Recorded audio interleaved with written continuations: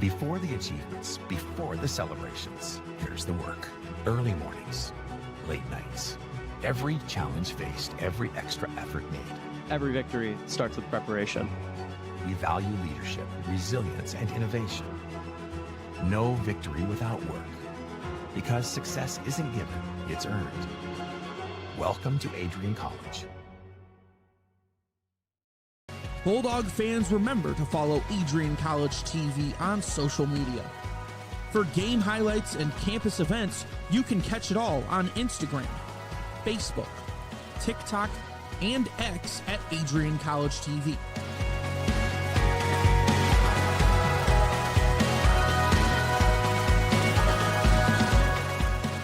Don't forget to subscribe to our YouTube channel to catch all our future streams live and support your Bulldogs.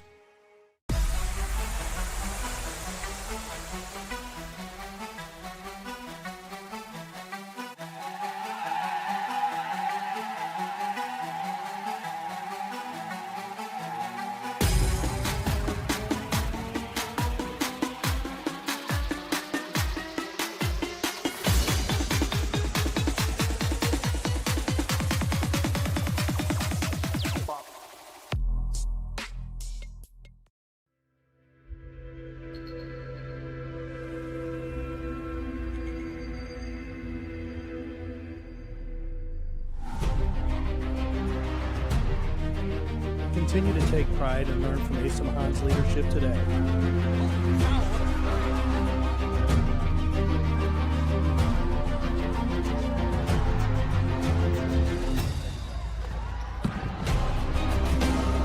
"161 years of commitment to harnessing the power of creativity, ingenuity, community, and academic excellence." I believe that if you get your degree, the world is going to feel like it's shrinking.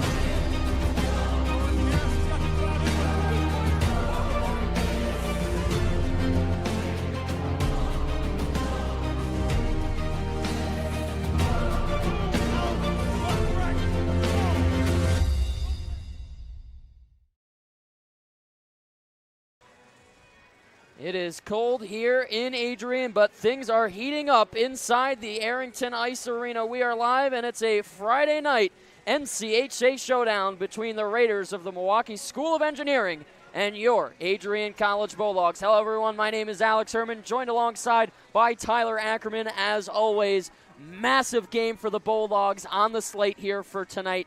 In conference in the NCAA, strongest in all of Division III. This means a lot, not only for this part in the season, but for the rest of the season. Playoff hopes for both of these teams. This is going to be absolutely huge. Yeah, and it's a wonderful Friday evening. The place is packed. I'm ready for some good hockey. Well, the Bulldogs at this moment in time, 6-2-0 on the season. They're tied for fourth with these Raiders of MSOE in the NCAA conference. However, they are the number 3 team in the national polls, so a good spot to be in for this Bulldog squad at this point in the season. Last week, or we should say 2 weeks ago, right after the Thanksgiving break, they had a great weekend sweep over Lawrence University. Game 1 was an 8-2 win, and then a big 7-3 win on game number 2. Frank Tefelsky, 4-point weekend.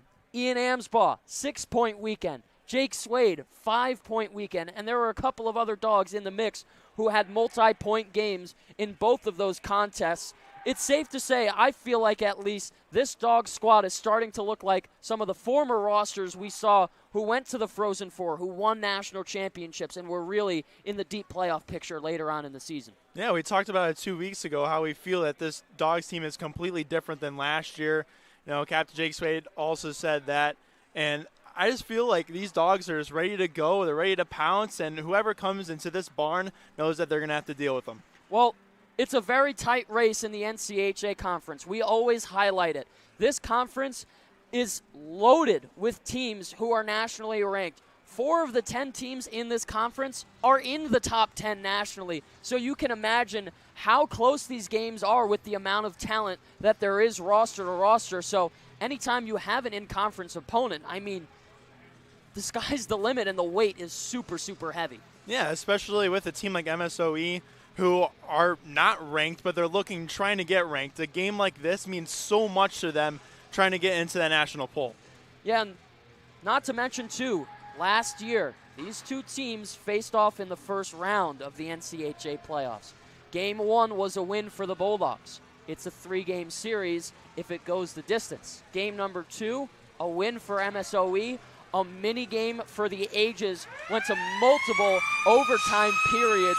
The Bulldogs would wind up winning 1-0 after essentially playing 3 other games in one day, which was an intense contest, but it proves to show that this MSOE team is certainly solid. Yeah, and they are, and they have to have a little bit of a bad taste in their mouth. I mean, this team, Adrian team, is what ended their season last year.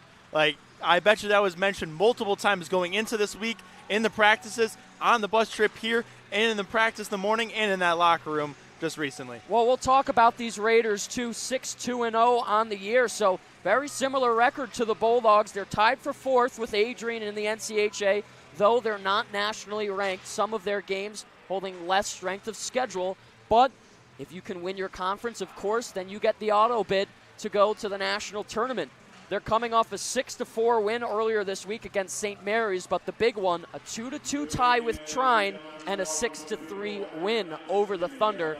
That puts them at a good spot in conference right now. Yeah, that also shows that they can play with anybody. I mean, Trine was ranked and they beat them. Adrian's ranked and they're trying to beat them. This is a veteran team too. They graduated a grand total of 1 player last season, so everybody returning to the ice, I'm sure, has the smell of blood for the Bulldogs, especially after last season. Yeah, I looked at the starting lineup and it just said senior, senior, senior, senior. It was ridiculous, but it just shows veteran presence. They've been in situations before. They know how to handle being down possibly. They know how to come back. I expect a lot of just resilience out of the squad. Well, we'll take a look at some of the starters for this evening's game for MSOE. It's Seth Bernard, Carson Jones, Ethan Mann, Cole Belke, Ryan Jochims, and Austin Schwab, who was lights out last year for the Raiders. Yeah, I also want to mention Seth Bernard is their leading point scorer with 11 points, but the main thing is last 3 games he's got 3 goals and 2 assists. He's been lights out so far. Yeah, I mean, Schwab too. We saw those games last year. Big saves. He's probably out for revenge today. Yeah, and we work a lot of games, and I saw that guy's name, and I remembered him from last year. That's what kind of proves his credibility here in tonight's contest. Well, we'll get our last starter there as Carson Jones heads to the line, and we'll switch things over to the Bulldogs as we'll look at their starting lineup for this evening. So our forward lines for the Bulldogs, it's going to be the freshman and Aiden Peters, centered by Jake Swade, our captain, and Frank Tefelsky. Ben Loretto and David Clark, assistant captain. All the captains out on the opening puck drop for this evening. Ryan Piros will make another appearance after getting rest in game number 2 against Lawrence. But this is going to be a good one here for the Bulldogs. Yeah, we talked a little bit about Frank Tefelsky a little bit moments ago, but I just love how the kid plays. I mean, 4 points last weekend, but he just plays with so much grit, and he's always on the puck no matter what. He just takes away time and space and creates plays out of thin air. I like the idea to start this line too. Peters as a freshman, comboed with Swade and Tefelsky, some guys who have experience. You know, of course, Swade being a senior, Tefelsky as a sophomore. You have veterans too in Loretto, and I guess you could call it a veteran in Clark because he wears the letter now. And I mean, Piros in net, he's been stellar all season long, looking to have another good follow-up effort here this evening. Yeah, we didn't mention Clark's weekend last weekend, but he played outstanding every single time he got the puck. He was moving around, and he was always in every offensive play, and amazing goals and points as well from him. If the Bulldogs are going to pull off the win here tonight and hopefully tomorrow as well, what are you feeling the game plan should be going into it? I feel like you got to have depth throughout. I mean, we're talking about how powerful this line is, but all 4 forwards are fantastic, and everything's just going to go well for them. We'll step aside for the national anthem. We'll be back with opening puck drop, MSOE and the Bulldogs. You're watching Bulldog Hockey right here on ACTV.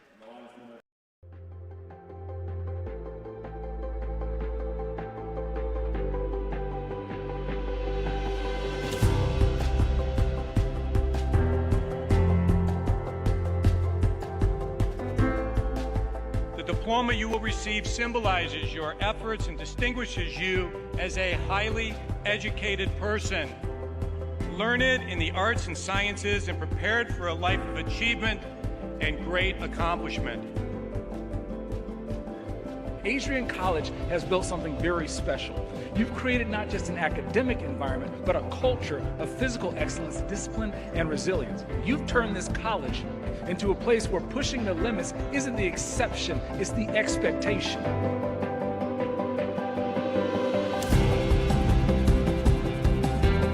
We leave here with countless memories, loyal friendships, and moments that have shaped our character far beyond what we could have imagined when we stepped onto campus. So now, class of 2025, we've come a long way, and I know as we step into this next chapter, we'll step into a new exciting adventure. I know we will do so in faith, in confidence, and in gratitude. Thank you guys, and congratulations, Adrian College, class of 2025.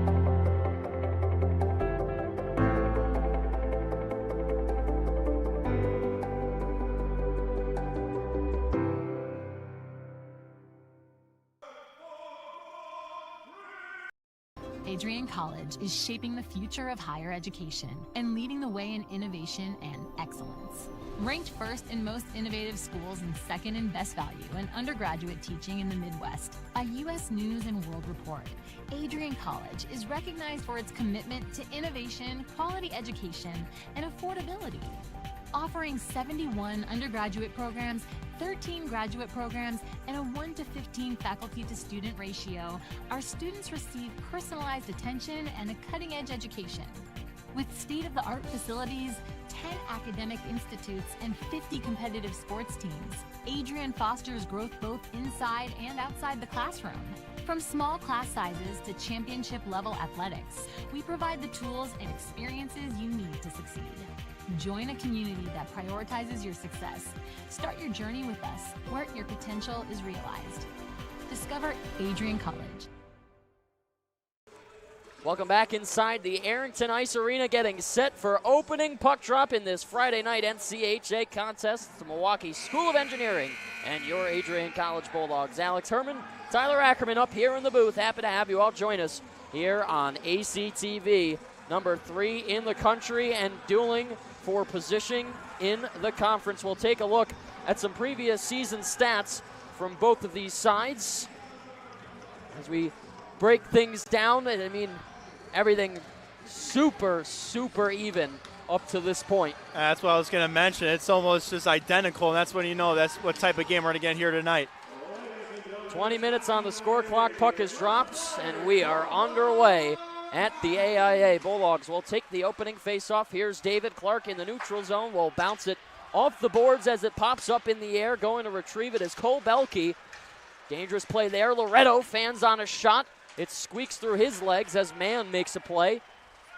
Clark backstepping, has pressure from Jones, is escorted into the wall, and out with the puck comes Peters, is hassled from behind by Jones. Drops it off for Clark, who heads down to the near side corner, and there's a quick pickup from Ethan Mann. Now off to the side, Ryan Jochums will get a pass to go away. There's Nate Bannister, who will send that all the way up. Picked off by Brennan Dickey, and around as Piros couldn't play it behind his cage. Bannister will sweep it up the boards for Summers, who goes up and out, glove down by Bossy. Heading to the line, makes a nice move, quick shot high and wide to the glove end of Piros. Out of the zone it comes. O'Hannison will chase it down with speed, has Charchenko right on his coattails with him. 2-on-2, white and red coming together. This puck is stopped and pops out as Jackson Hughes will send it to the near side corner. Am's ball rips it the other way. Malika will head back after it quickly. Back down low is Summers. Am's ball up top for Malika. Now to Jacob. His first shot patted away. First save of the day for Austin Schwab. To the neutral zone. That is Jackson Yee who will swing it low. Full line change out for the Raiders early. Jacob will take his time behind Piros as he waits for all the set pieces to go into play. Malika up ahead. His long extended pass will go down. Saney will win the race to cancel out the icing. Good hustle from the sophomore. Troon tried to glove it, gets around him. Here's Stevens to the outside. Laying down to block it was O'Hannison. Smith winds up, blocker save made by Piros. This will travel all the way down, and this time it is icing. No Patrick Saney in sight to wave it off. 17:38 left to go here in the first. It's a huge play by O'Hanson right off the bat. Had a 3-on-1 brewing up. He was able to slide and negate it. As this game's starting really, really strong. I mean, you could just see a level of talent and speed out of both these teams. Nobody's got any time and space to do any type of work. We're fortunate enough a little bit this morning to catch some of the morning skate from MSOE, and you were snapping the puck around, and for their size too, the way that they're able to operate is super impressive. And normally you'd think because of the size you're a little bit slower, but that's not the case at all for these Raider squad. Here's Bowman at the red line, tries to forward for Lovasek, who takes some space, gains the middle and sends it down as he'll give his team enough time to change. Loretto runs into his own teammate. That was Orpana who got in the way.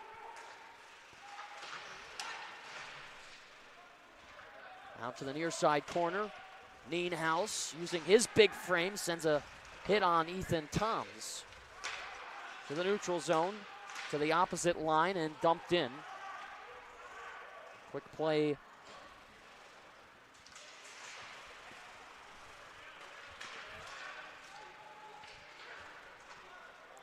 Around the boards, this puck goes. Clark will take a slash at it. Now to the front of the net, squeaking through, the Raiders score. Finding a seam. It's the captain.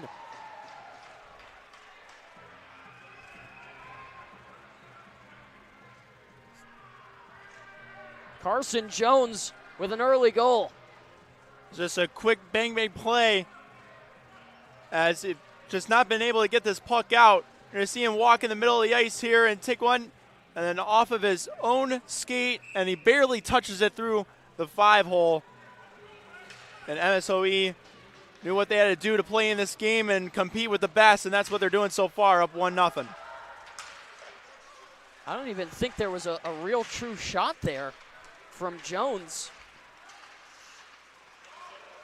But they don't ask you how, they ask you how many. And the early lead for the Raiders, just like the last time we saw these two teams play. Bulldogs had to play catch-up in Game 2 of that first-round NCAA matchup, and they're going to have to do the same here. Yeah, it's just a weird one for Piros, because he goes to check the puck because it was kicked up, and just that slight touch with his stick is what caused it to go through his legs and into the back of the net. It's real unfortunate for him. If you're a Raider fan, you are beyond happy with the start out of this team so far. To the wall, going to retrieve is Dickey. Takes a look and finds Yee in open ice. Now the breakout successful. Here's Hughes across the line, looking backhand.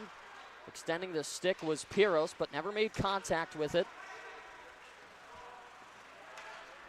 Jacob Bossi with the dump in. Piros will stop it behind the net. Jacob waiting, taking his time as he advances forward. Tipped into the zone, made some contacts with the linesman there, who was trying to get out of the way, but hit him in the process. Summers with a glove steal will head down low as he skates around the zone. O'Hannison to the backhand, trying to stuff it. It's covered up, and Schwab will hold it. Like that play from Summers, grabbed it out of midair, and I don't think he had the full room to get a shot off, but at least the right idea to take it around the net and maybe see if something opens up from there. And I also like how O'Hannison dropped into that play, and he dropped into the play in order to try to create another lane for Summers to try to get that pass off to him. Offensive zone draw here for the Bulldogs. Looking to tie things up just a few minutes into this first period. Up over everybody's head, it's O'Hannison, who's the first man back.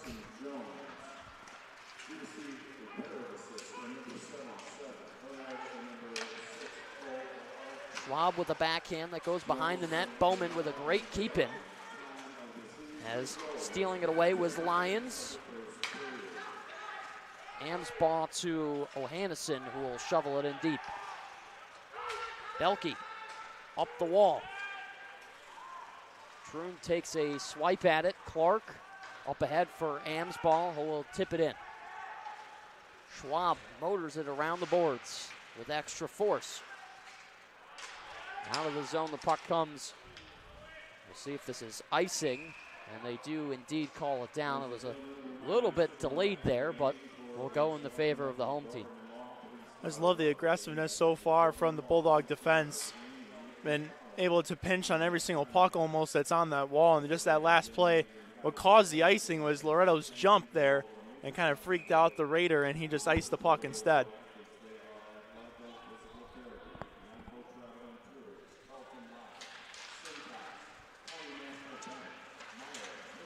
Face-off, shoved to the corner as Saney let a shot go well wide to the blocker ends.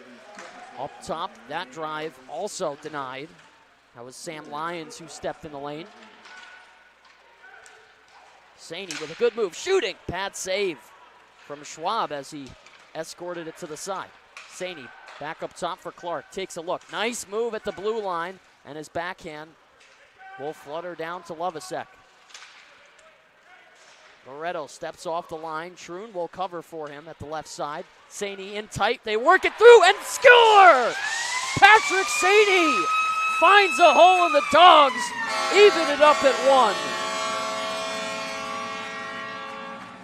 What an important goal that is for the Bulldogs to get back into this game.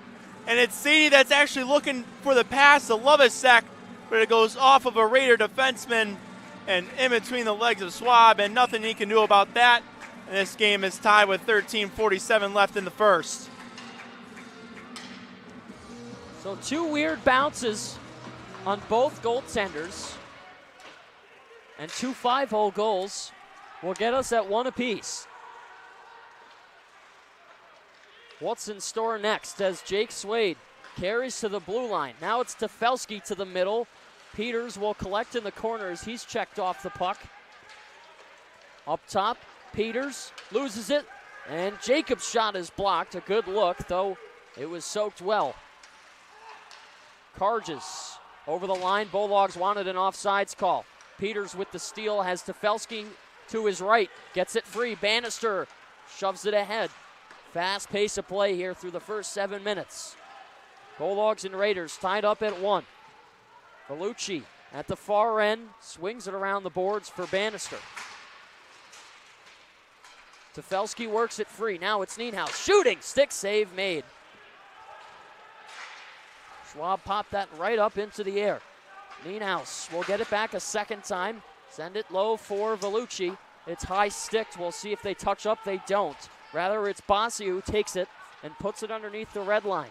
Piros with the fake forehand and the backhand that gets to Malika. A burst of speed. Here's Deeb walking around, shoved off the puck. A good play by Casey Ropke. O'Hannison across for Malika. Malika to the front. Save made by Schwab. Backpedaling O'Hannison, deflected by Vellucci. Ethan Mann will look to exit.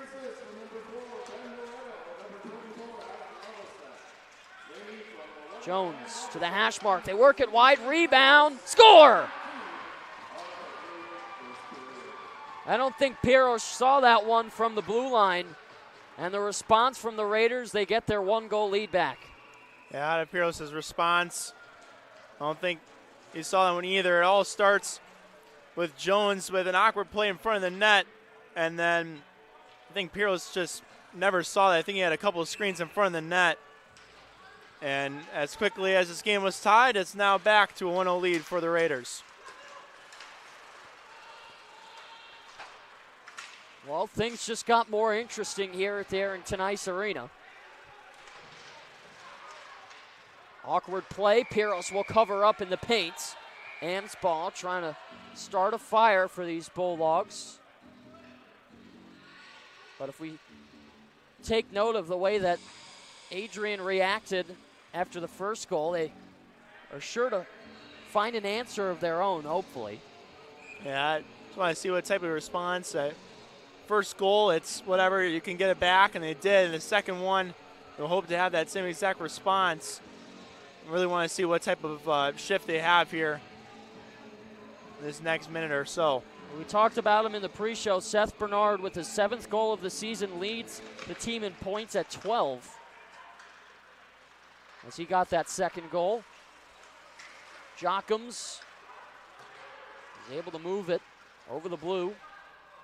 Clark underneath the red line will take his time, looking for options. It's found to Amsbaugh, who just played it a little bit too far ahead of Ohannesson. Jockums will receive a pass on the near side. Good stick getting in the lane by Amsbaugh. Summers to the slot, trying to find Ohannesson.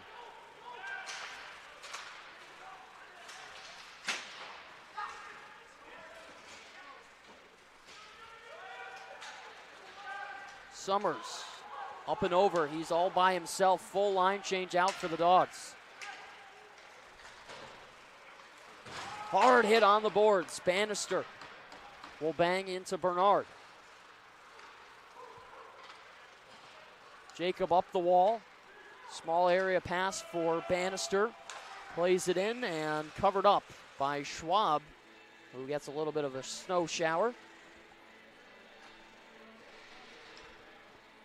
Be sure to stay connected with all the action by following at Adrian College TV on social media. From game highlights to campus events, we've got you covered. Don't miss a moment and follow at Adrian College TV today. 10:42 left to go here in this first period. A fiery start in this NCHA matchup. A lot of implications for this game. This is poked free. In on net. Pad save by Piros. That was Charlie Fink on the drive. Got all alone and found an open spot. Saney over the line. He's onside. Driving to the net. Troon in the middle. A backhander fought off by Schwab.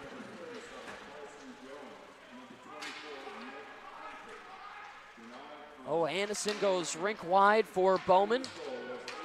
As Troon gets familiar with Charchenko.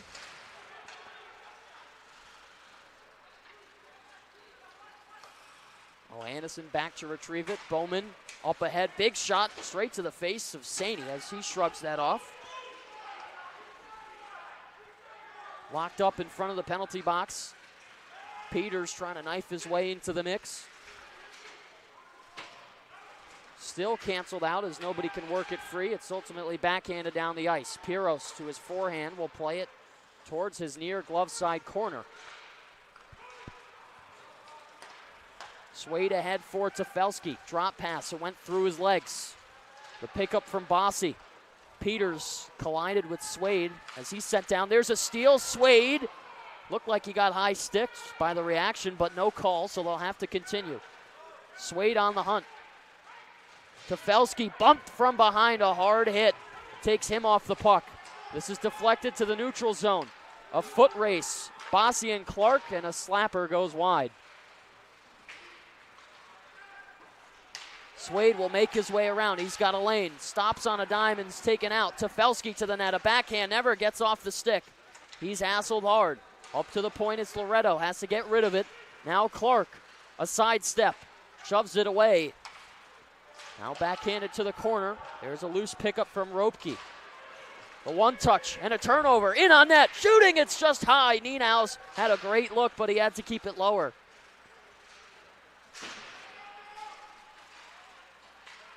Back and forth we go. Puck all over the ice. This goes through the legs of Bannister as the fast feed for Deeb gets flexed into the glass. It was Jones who had a nice play. Nienhaus has to play the saucer pass. Jockham's ahead of him. Man forces him off possession. Vellucci to Nienhaus. Off the glass and down.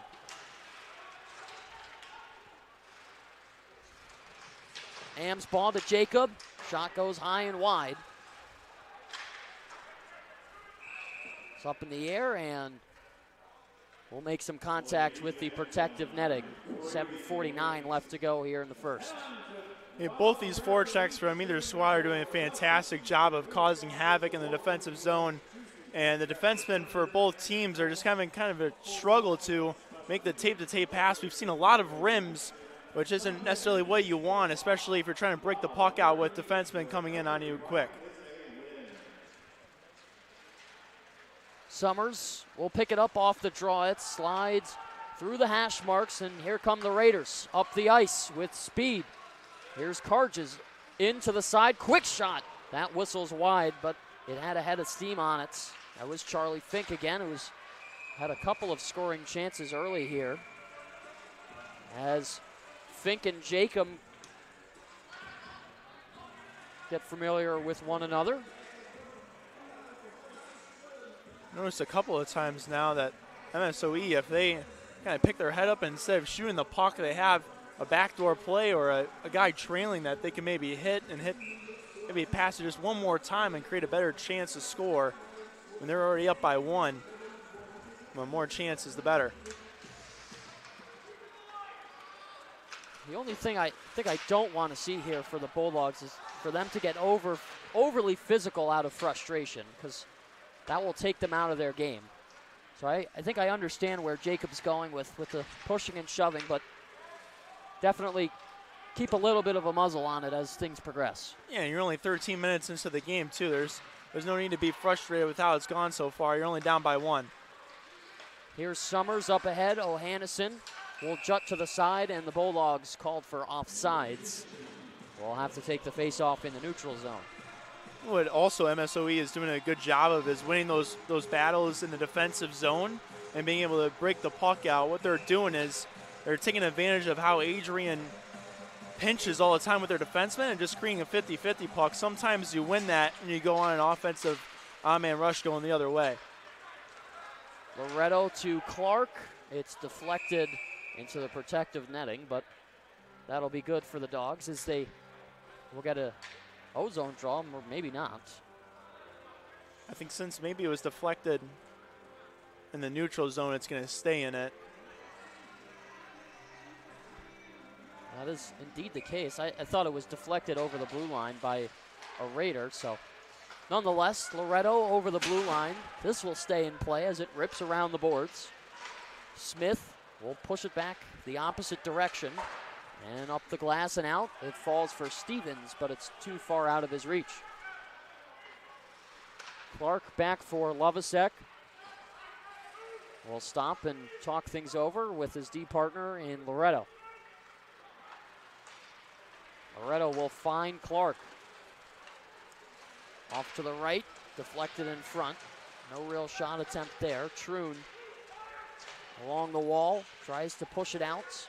Lovasek to Saney. He gets through the bunch. Saney with a good shot, and Schwab kicks it aside. In front again, the rebound, scores! Saney ×2! And the Bulldogs find the equalizer. I was just about to mention how well Saney has played through this first 14. And it's to show, too, in the stat sheet as he finds the second one. And it's just pure grit out of the Bulldogs. This puck is going to bounce all over the place, but it's Saney that comes in and picks it up on his backhand and finds the back of the net for his second. And this game is back to being all squared. Saney with his 7th and 8th goal here tonight now leads the team in goals at 8. With his 11 points on the season, counting everything. Swayed to the side. Tefelsky looking for more. And how about this Bulldog team to be resilient and not waver, as there's another chance for Swade. Schwab is able to come up with a big stop. Bulldogs out shooting the Raiders 12-5. This is tipped in. Playing the bouncing puck into the trapper was Piros. Let go of it quickly. Getting work down low. Sent to the top. Jockums winds up. Blocked by Saney. Man, has he had a great first period. Jacob taken down there. Bulldogs wanted a call. Peters, spring-loaded.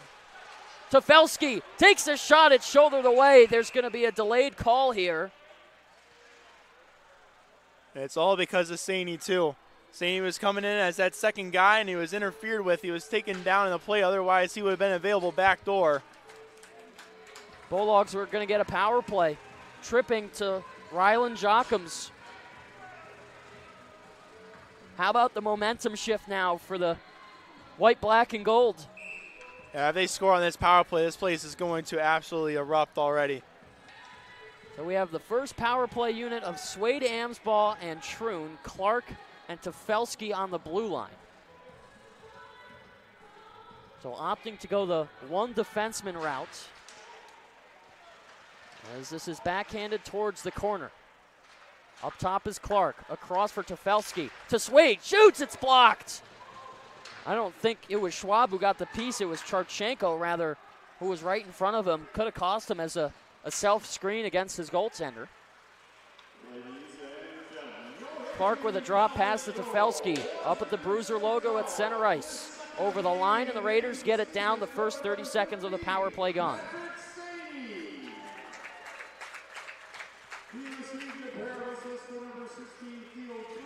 Bulldogs with a 25.7% power play conversion as they're offsides. And the penalty kill for MSOE, 81.8. Yeah, there's a couple of zone entry problems there for the Bulldogs in that first unit. It's a little bit slow, and a good defense from the Raiders on the kill so far. Go across the grain for Summers. Saney in the middle, dives for it. Oh, and tried to go full Superman for the hat trick, but never made contact. Summers will gather it at the blue line. O'Hannison to the flank. O'Hannison to Summers. Looks, toe drags, shoots, scores!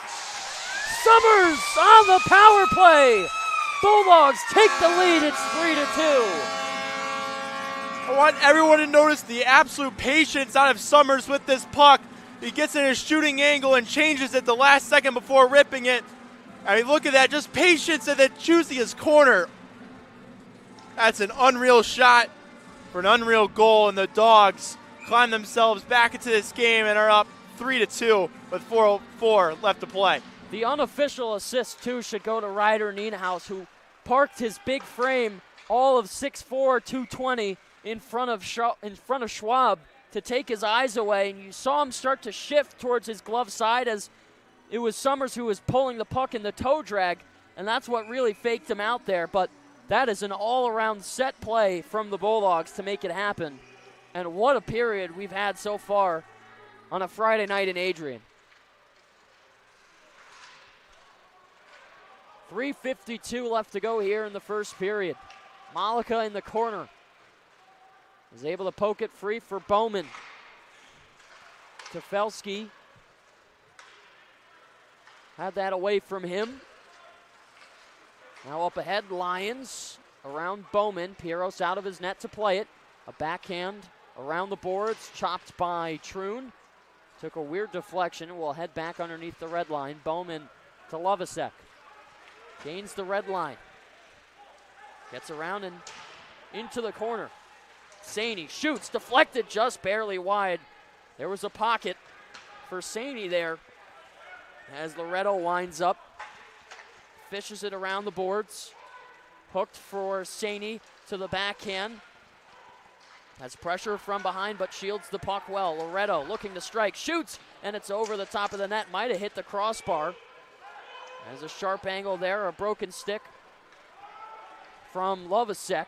A foot race now as this is blown down for icing.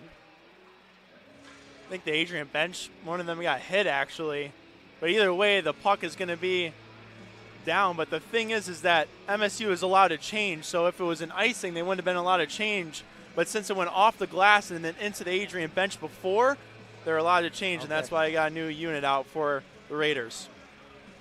So it's the first line of Tefelsky, Swade, and Peters.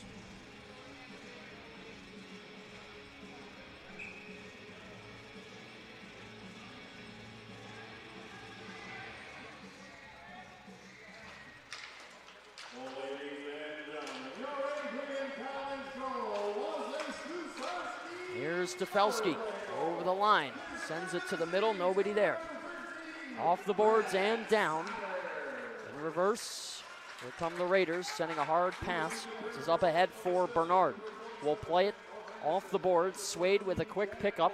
Now it's Peters who will try and pick up the pace. Poke check from Piros. Off for Loretto.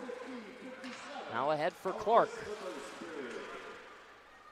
Will trickle away from him to Felsky, trying to get it out, but it gets nowhere. Swade with some good contact. Peters will leap out with the stick as Smith plays him. Ropke behind the play. Now up ahead, Bannister takes a high rising shot, and that goes over everyone, just defying gravity. Down low, in tight is Amsbaugh. Will Mohawk open. Will flip-flop with Jacob. Amsbaugh to the net. No shot from him as he'll still circle around with the puck. Changes again with Jacob. Second lap for Amsbaugh, has a stick in his body. Bannister into the body. Summers trying to follow up. The rebound in front, it's pushed wide and backhanded all the way down the ice, as this will be wide of the net and icing with 1:14 left to go in the first period. Ian Amsbaugh doing a little loop-de-loop there around the ice with the puck. He was just taking his time, just waiting for the right option to open. I'm surprised that MSOE wasn't called for a hook there, as that stick was right in his hands. He was still able to make the play and get a scoring chance off of it either way. So we'll get another ozone draw here for the Bulldogs. It's flexed wide off the glass and out. And it will carry again for icing. So take our face-off, looks like back to the left is what Adrian College decides to select.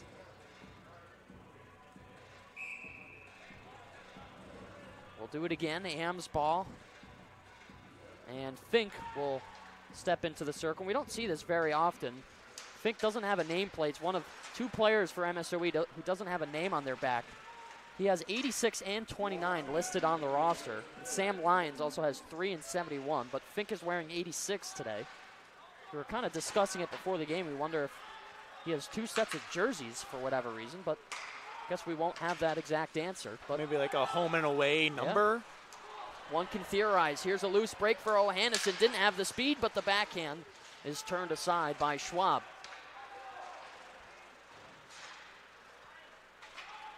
Up over the line, O'Hannison. McCormack will fire it deep. Piros to play it, fumbles it underneath the red line, has to scramble quickly. The deflection pops it high. 17 seconds left. Bulldogs will just try and kill the clock. Dickey looking, shoots, gobbled up by Piros. He'll hold on. The aggressiveness out of Piros behind the net, sometimes you're going to make the wrong pass, and most of the time it hurts you a little bit, but not too much, and that's exactly what happened there. We had a bunch of Bulldogs laying down on the ice trying to defend the net. Luckily for Adrian, no goal happened out of that play.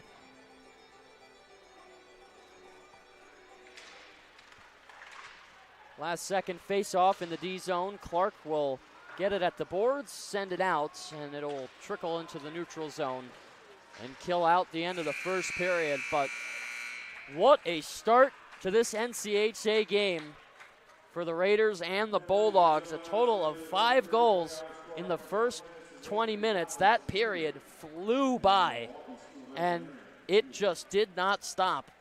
The scoring was there, the saves were there, and this is going to be a fun remaining 40 minutes. Yeah, I think it was MSOE that started out very strong. You can kind of tell right away that they were up for the task, a lot of forechecking skills and all of that. But it was really just the Bulldogs that came in later. As we see the first goal, it was just kind of a weird one right off the bat, too. It's tough to handle with that one. But overall, I think just the Bulldogs' resilience to get right back into this game is really what mattered for that. And I think it all started right here with the goal from Patrick Saney. You know, you go down early 1-0, you kind of take a wide shot there, and you find a seam, you tie things up 1-1, and Then it was Seth Bernard who would make things 2-1. And again, Patrick Saney would tie things up 2-2. Brad Summers on the power play to make it 3-2 and taking a lead into the second period. Here's the power play goal from Summers. I mean, toe drag release upstairs. I mean, does it get any more beautiful than that? Especially with the penalty killer going down to block that shot. Most players would have their head down already and just shoot it right into him. But Summers had his head up, realized that the killer was going down, and then changed his shooting angle to hold on to it a little bit more and then pick his corner. Which I just love out of that because it just shows the patience and just the sharp shooting out of Summers. Well, interesting start for Adrian College. I mean, fast-paced play. Then they get scored on. Then they have to play catch-up. They get scored on again. They tie it, and then they take the lead on the power play. But if they're going to have a better start for the second period and be the team that scores first rather than getting scored on, what do you think the adjustments here are going to have to be going forward? I think it's going to be managing the forecheck from the Raiders. I think that's what really hit home for them throughout that first 10 minutes was the turnovers from Adrian's defense or on the blue line that caused MSOE to have those chances in front of the net. And I think the rebounds, too. There's not a lot of shots for MSOE, only at 7, but the rebounds were there, and I think it was the Raiders that got those pucks and stayed with the possession and even actually scored a goal off of a rebound, too. So I think that's extremely important for the Bulldogs to take control of. I imagine as well that Ryan Piros will likely want those two back. Still in this game, still engaged. He has a great team to support him, of course, but got to have a little bit of a better start. But I love the response from the Bulldogs to just keep through that period, go to work, not panic, and just really show why this team can roll 4 lines. Yeah, and as a goalie, too, you let up the first one, which was kind of weird, and that second one he didn't necessarily see, but going 5-hole from that distance you never like, but you're still up. It's not like you're down 2-0 as a goaltender and you're thinking, wow, if I save those 2 pucks, this game would be tied. You're still winning in this. So he can still have all the confidence in the world because his team in front of him is showcasing their skill and keeping him in this game. Water under the bridge is the best way to say it. Piros will, I'm sure, have a great period coming up here in the second. We're going to take a step aside for the first period intermission. Bulldogs leading the Raiders 3-2 after 20. Alex Herman and Tyler Ackerman up here in the booth. Don't go anywhere. You're watching Bulldog Hockey on ACTV. Bulldog fans, remember to follow Adrian College TV on social media. For game highlights and campus events, you can catch it all on Instagram, Facebook, TikTok, and X at AdrianCollegeTV.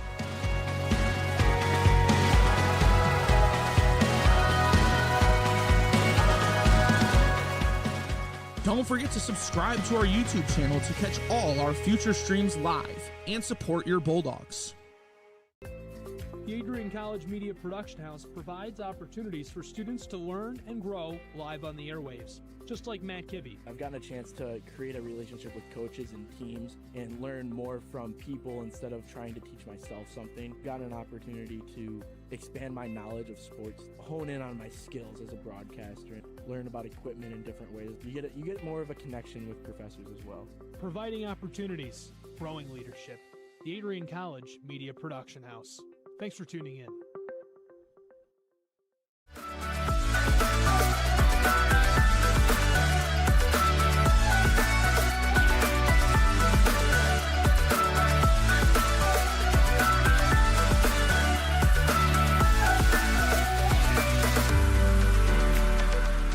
You stand today, students, on the threshold of a magical time in your life. A time of significant growth and introspection, self-awareness, challenge, and great, great opportunity. A time that you will always look back on.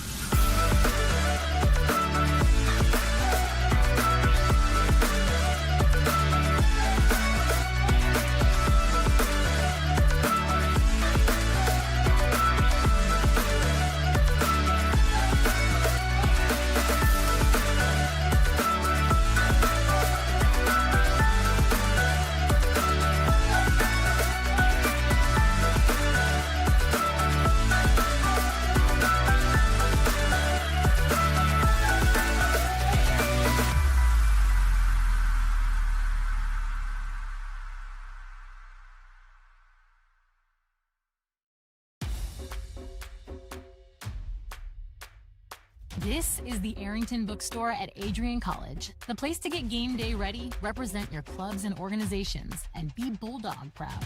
With a wide selection of merchandise and a smile at every visit, stop by inside the Kane Student Center to pick up your Adrian College wares and make it another great day to be a Bulldog.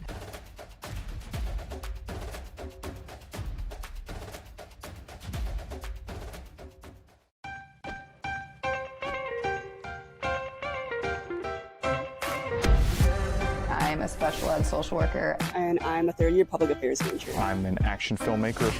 Jevi is like a consolidated platform where I could have focused information in a couple swipes.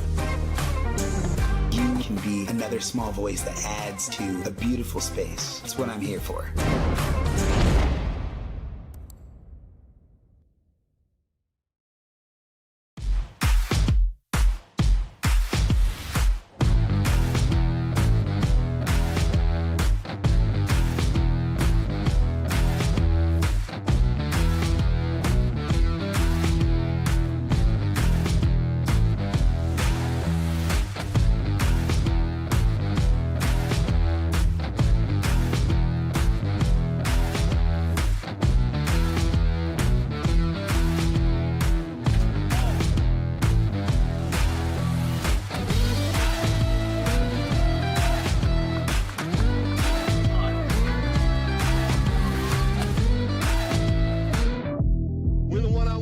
One-on-one battles lead to unit battles, which lead to team battles, and then a big victory at the end. Nothing different today than what you do every day, all right? Love you guys. Win on three. Ready? 1, 2, 3. Let's go.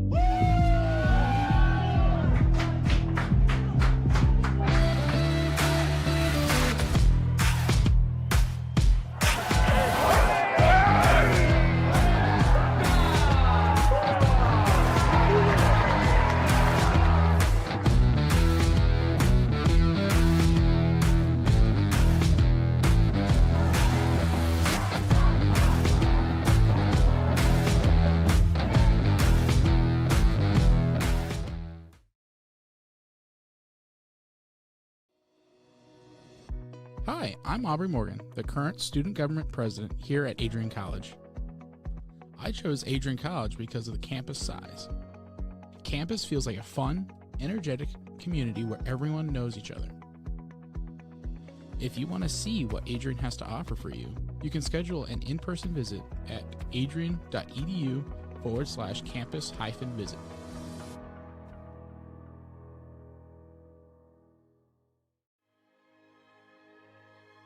Adrian College is a private liberal arts institution known for its diverse academic programs, strong emphasis on experiential learning, vibrant campus life, and commitment to fostering a supportive community. Want to visit Adrian College for yourself? Visit our website at adrian.edu/campus-visit.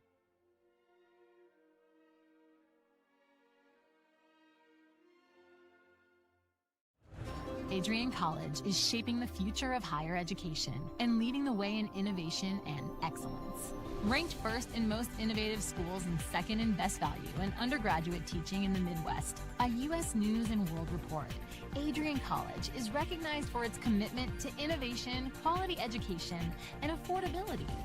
Offering 71 undergraduate programs, 13 graduate programs, and a 1-to-15 faculty-to-student ratio, our students receive personalized attention and a cutting-edge education. With state-of-the-art facilities, 10 academic institutes, and 50 competitive sports teams, Adrian fosters growth both inside and outside the classroom. From small class sizes to championship-level athletics, we provide the tools and experiences you need to succeed. Join a community that prioritizes your success. Start your journey with us, where your potential is realized. Discover Adrian College. Are you looking to become a future Bulldog and get recruited by Adrian College? Do you display characteristics of tenacity, drive, and determination? With over 50 teams on campus, there are plenty of opportunities to further both your athletic and academic career. For all recruiting inquiries, head to www.adrianbulldogs.com and click on the Recruit Me tab at the top right of your screen. Your future with the Bulldogs is closer than ever.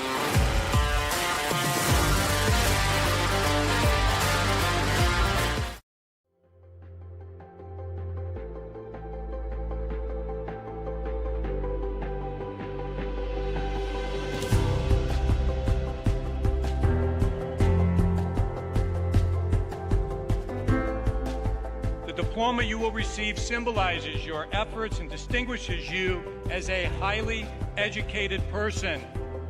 Learned in the arts and sciences and prepared for a life of achievement and great accomplishment. Adrian College has built something very special. You've created not just an academic environment, but a culture of physical excellence, discipline, and resilience. You've turned this college into a place where pushing the limits isn't the exception, it's the expectation.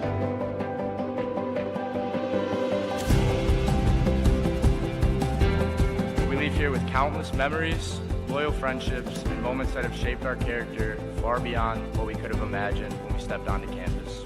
So now, class of 2025, we've come a long way, and I know as we step into this next chapter, we'll step into a new exciting adventure. I know we will do so in faith, in confidence, and in gratitude. Thank you guys, and congratulations, Adrian College, class of 2025.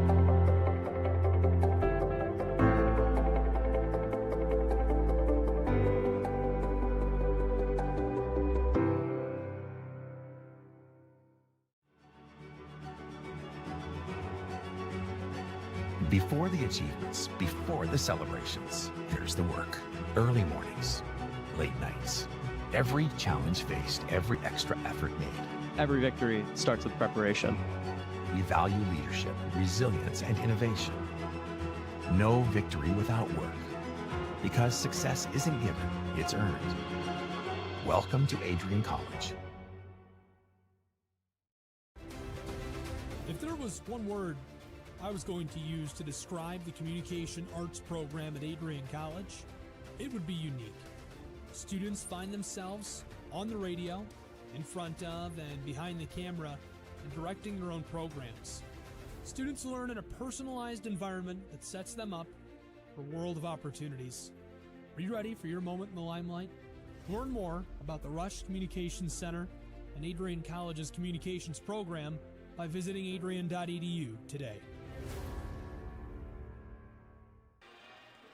Welcome back inside the Arrington Ice Arena. Fiery first period in this Friday night's NCAA matchup. It's the Milwaukee School of Engineering and your Adrian College Bulldogs. Alex Herman, Tyler Ackerman up here in the booth.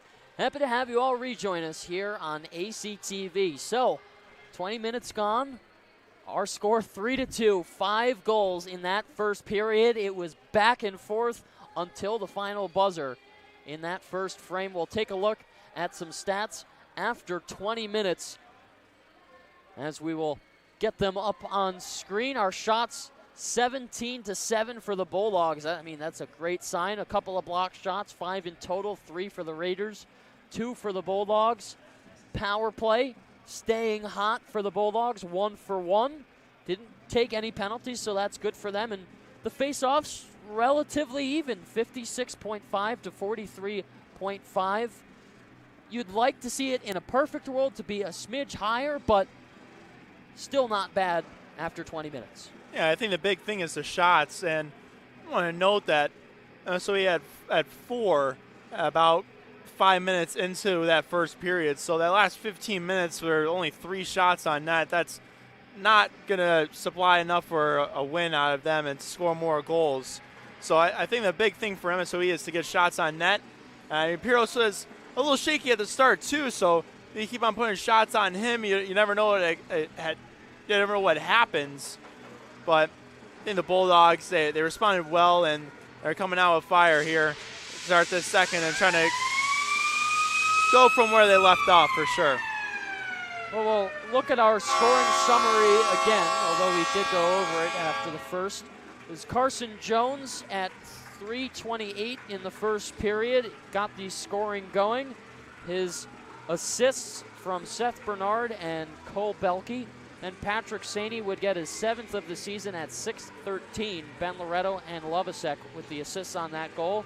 Bernard would find himself on the score sheet again with his 7th goal of the season at 8 minutes in the first period. Carson Jones again making an appearance, this time in an assist. And a assist also from Nick Comfort. Patrick Saney again will get his 2nd goal his 8th of the season at 14:02 from Theo Troon and Ben Loretto, who gets his second assist on the night, and Brad Summers on the power play from the Johannesson brothers, Nick and Jack, at 15:56 in the first period. One of the faster starts we've seen for this NCAA team in quite some time. Of course, they did a lot of scoring last week against Lawrence, but it wasn't until the second and third periods. But nice to see where they're trending right now as we get 20 minutes up on the clock. Puck is dropped and we'll resume play here at the AIA. Sent around for Swade, who makes a bump there in open ice. Heading after it, it's Ethan Mann. Seth Bernard in the neutral zone, rolling towards Piros. Wide to his blocker side. Now to the wall, it's Tefelski. Quickly for Swade over the line. A drop pass from Peters. Swade with an angle shot. And it's snared down by Austin Schwab. I like that play out of Tefelski. He took a hit right from behind just to make that play. And also Clark joining the rush, becoming that guy that takes both defensemen a little bit back. He's running that F2 drive as a defenseman. Nice shot on net. Bulldogs look good for the first 35.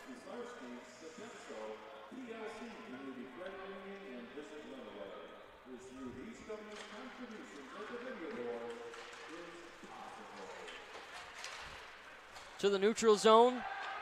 Bossy will send it in. Piros staying aggressive with his puck playing. Something to watch out for. This will give some space for O'Hannesson. Will drive the right side wing. As he's shoved off the puck, O'Hannesson will come in for support. Bowman stumbles at the blue line, so we'll have to recover towards the puck. Am's ball, looking to tip it through some traffic. Up ahead, turning away is Summers. Played to the feet of Am's ball, who also couldn't get a pass off as he's hit real hard by Hughes and is slow to get up. There's a response hit on Yee as that is shouldered away by Piros. So two massive collisions in open ice for both of these sides, and officials let both of them go. Something just to keep a mental note of for sure. O'Hannesson takes a chop, the wraparound, stopped by Piros. Stepping in for help is Ropke. Up to the top, Lovasek stretches all the way out. As it's Smith. We'll play it over for Troon. Diving, gets it free for Bannister. Across for Lovasek. It takes a jump off the stick of Lyons. Saney will find Bannister. Crosses the blue. Lovasek turning. Great shot off the glove. Saney trying to find his third. Bannister to the far side. Swung around. Saney going to work. Top of the face-off circle. Bannister puts it deep. Lovasek has eyes, and his wrister gloved down by Schwab. He'll hold it. 17:30 here in the second period. And with that offensive zone pressure, they couldn't get anything going because the puck was just on the outside the whole entire way. It was just a good job by MSOE just to keep the puck on the outside and take away any dangerous scoring chance besides the one from Saney. He was able to rip that puck really well. He's been hot lately too. Even the past 2 weekends ago, we saw him score a couple as well.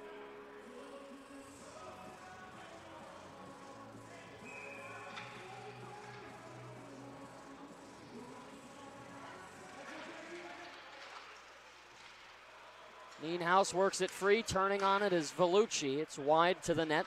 Deeb will recover it underneath the red line. Vellucci to the corner. Takes a shot from Belke. He's able to jockey it free.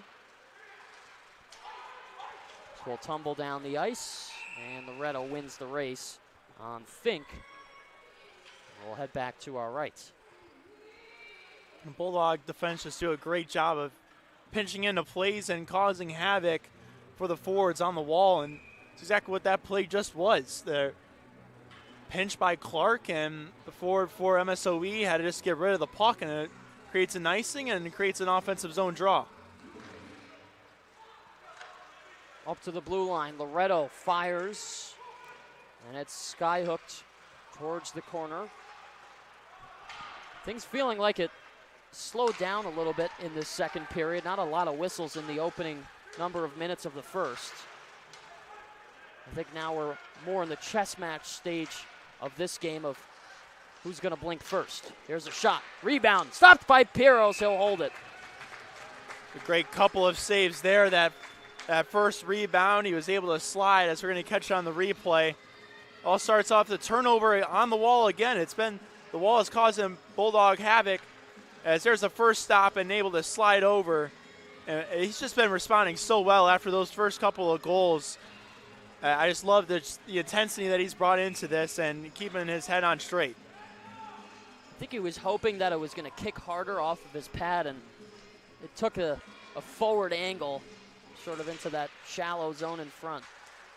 But picking up the rebound and on top of things is Ryan Piros in his sophomore season, but his first with the Bulldogs. Of course, spent last season with two different schools. First, the University of Dubuque, another NCAA conference rival of the Bulldogs, and then University of Utica went all the way to the national championship with the Pioneers and wound up falling. But here's a break. Summers in.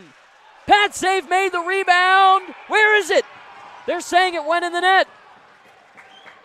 They're going to wave this off, but maybe they're going to talk about it.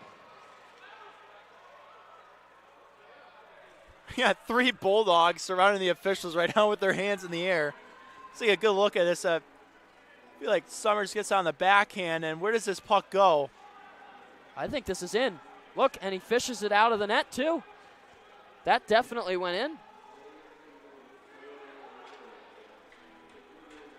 Let's catch this one more time. What you're talking about. Is this going to be the pad stop, but it's his own glove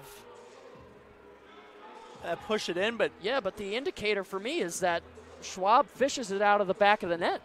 Now my thing is, though, did the whistle go beforehand? And I think that might be what the call is, because right away when he makes the save and it goes underneath him, that whistle was blown, but it was actually the blocker on his right side that's what knocked that puck in. So if that puck has to travel all the way across to the other side of the crease off of his blocker and then slowly trickle in, I think I would assume that the whistle went prior to that puck crossing the line. And you saw the reaction, too, from some of the fans down in the corner. They all saw it. They put their hands up, but we don't have the luxury of getting the audio for that to see if the whistle went as it was crossing the line. So we can only rely really on video replay. And there's no true video replay in Division III play. Of course, we're fortunate enough to have it on the broadcast, and we have our scoreboard that displays our stream over to our right, but they're going to wave this off and say no. So we'll stay at 3-2, and the Bulldogs will look to find their fourth at a different point in this game. Here's O'Hannison with a quick shot off the face-off. That trickles wide. In deep is Bossy. Pressing on the boards, that's Ropke. Amsball digs it out. Summers will chase it.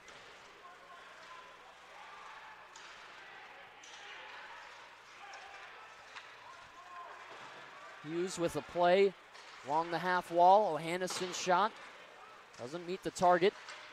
Bowman steps his way in. Amsball with a hard hit from behind. I don't think he was anticipating that.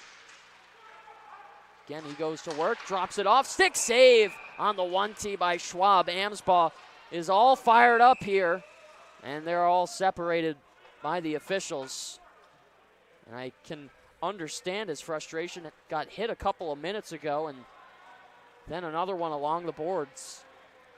Questionable missed call, but we'll never know because it wasn't made. I want to talk about that save. It went right off the knob of the stick from Schwab. O'Hannison put his head right to the rafters. Really hoping that one would have fallen in.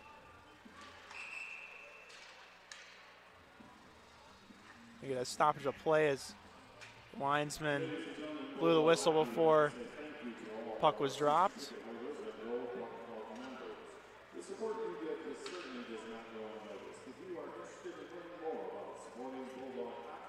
Please visit Troon is able to win it back for Jacob. Takes a gander. Switches it around. As it's stopped, and now a pending rush here from the Raiders. Long shot, stopped by Piros. He'll hold it. No doubt about that one. Saw it all the way into the chest. And it's good that he held on to that one because there was 2 Raiders barreling down into the crease. So any type of rebound would have caused some havoc in front of the net.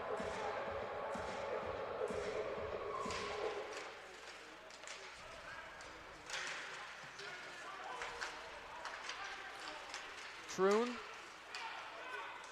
is able to find a man in front. Rebound, sprawling save. It's kept out by Schwab. A fantastic stop. And the athleticism from the Raiders netminder.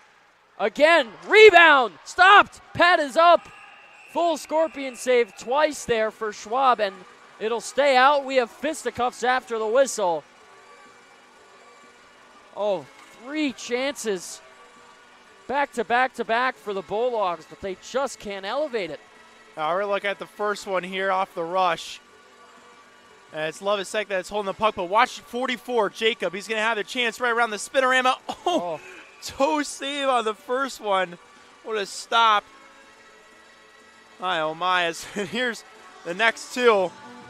As you're going to watch the left pad of Schwab being able to stop that one. And then another couple of chances stopped by his pad. Hard hit on the boards.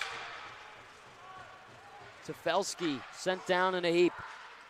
Long drive to the neutral zone. Worked free by Swade. Tried the jump deep, gets around, has men in front. Tipped away by the stick of Charchenko. Here come the Raiders the other way, 3-on-2. They're quickly shut down. Peters has to take ice quickly. Clark over the line. Toe drags. Shot, it's blocked by Charchenko. Right off the backside. Clark might have had some more time. Pick up from Peters. Clark walking it. Loses it at the blue line. Now it's Jones. Had the first goal in the game. Cuts to the middle. A drop pass. There's a shot, and it's stopped by Piros. He'll fight it off, and another whistle, 13:52 left here in the second. Yeah, he was kind of awkwardly to make that save there because he was far out of his crease into the white part of the ice that Fink actually kind of knocked into him a little bit, so I almost question if that puck would have found its back of the net, if it would be waved off for goaltender interference either way. But Piros was able to make the stop, so it doesn't even matter at all. Amsball will win this. Jacob around for O'Hannesson. Will take his time and flip it deep. Banked off the boards and all the way down.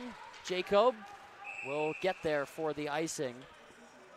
As it was man who was right behind him, had to put his hands up to not run into him. Yeah, that was a weird one that went right off the dasher. It kind of almost gained speed somehow. And you can see that both benches were kind of surprised that that puck was flying at eye level for him.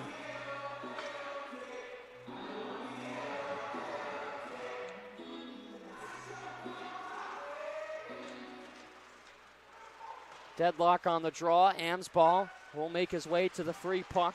Stops quickly, tried to find O'Hannesson, but it's deflected to the corner. Amsball to O'Hannesson.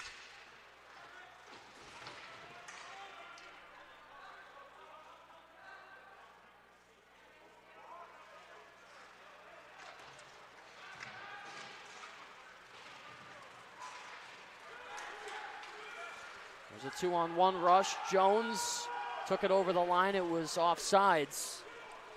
That could have been a good break for Adrian. As now it's Bannister who goes end to end. Holding on the backhand. Will drive his way around. And a narrow keep in from O'Hannesson as he takes a big shot to the face. And Yee's going to get called, or rather both of them are going to go. Actually, I think it might just be O'Hannesson. Wonder if you can see it. I think it's going to be for head contact. Yeah, you just see on the left side of your screen that he was about to get hit and he put his hands up. And made contact with the head with the stick. So they say it's a high sticking call, but I don't know. To me, it just looks like he was trying to defend himself from getting hit. I'm not really sure how you call that a high stick. I only think would be maybe a stick to the neck or something like that. That might be the reason. I mean, his hands were up, to be fair to the referee, but I would also agree with you. It's kind of him just trying to defend himself in a way. So the Bulldogs to the kill. Their penalty kill percentage, 88.2. The MSOE power play, 26.3. Sharp angle shot goes wide, and it will clear the zone entirely. 3 new killers out for the Bulldogs. There was some confusion there with O'Hannison and Clark as they were changing places. Bossy will cut around Swade. Bossy shoots and puts it high. Might have hit the top of the crossbar. Sounded like there was some pipe music.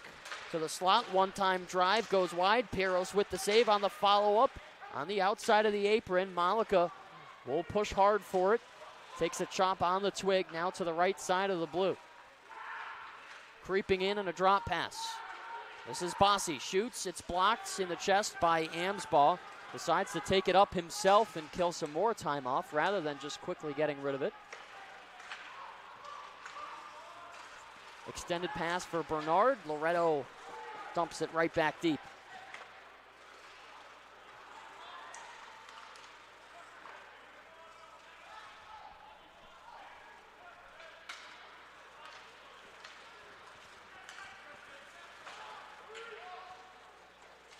Belke will push it around.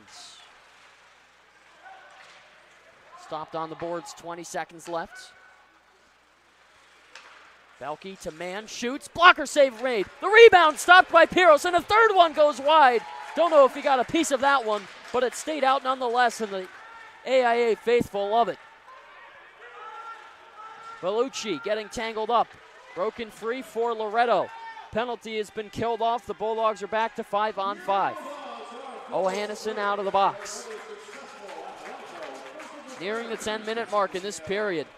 Game has certainly slowed down a lot. Jones off the boards to nobody. Bannister can't control it. Jacob will jackknife it free. There's a broken stick in the neutral zone as Jacob gets table-topped. Saney with a rush on the right wing. A great move to the backhand. Forehand, and it's kept out by Schwab. Fink is able to work it free. Kangas loses it to Bannister, who sends it around the boards for Lovasek. Crossing the 10-minute threshold here in the second period. Shots 26-15 for the Bulldogs. Our score 3-2, hasn't changed since the first.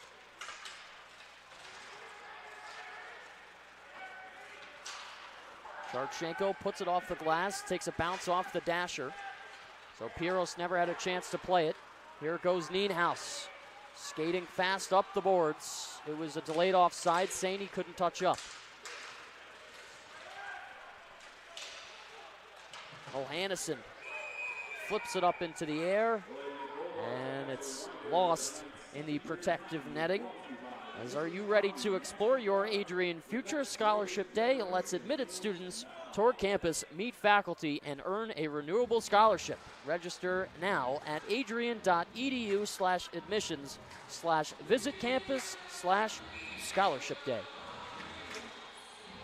Penalty kill was huge for the Bulldogs, and a couple of great saves by Piros. He had a nice pad save on a rebound, too. He lifted his pad just slightly enough to get control of that puck. Deeb will work it free. Over for Nienhaus. O'Hannison will play it around. Off the boards and down low. Up the ladder to Vellucci. Good pass to Malika. Lost control of it as he was going to shoot.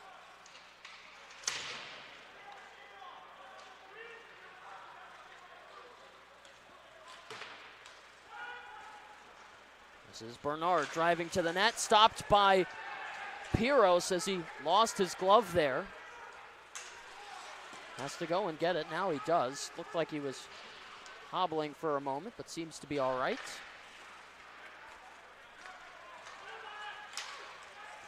Swift moves from Jockums. I think the Bulldogs were harping maybe for a too many men call there. Loretto was able to find Clark. Taken away from him. Here's a heavy shot that goes wide. A good deflection in front. This is flexed ahead. 3-on-2. And the Raiders off sides.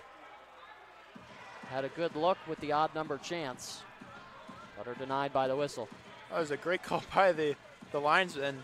He was on the boards, up on the dasher, and he was able to see that the foot was just barely in the offensive zone, which was an amazing call. I definitely would not have been able to see that, so props to him.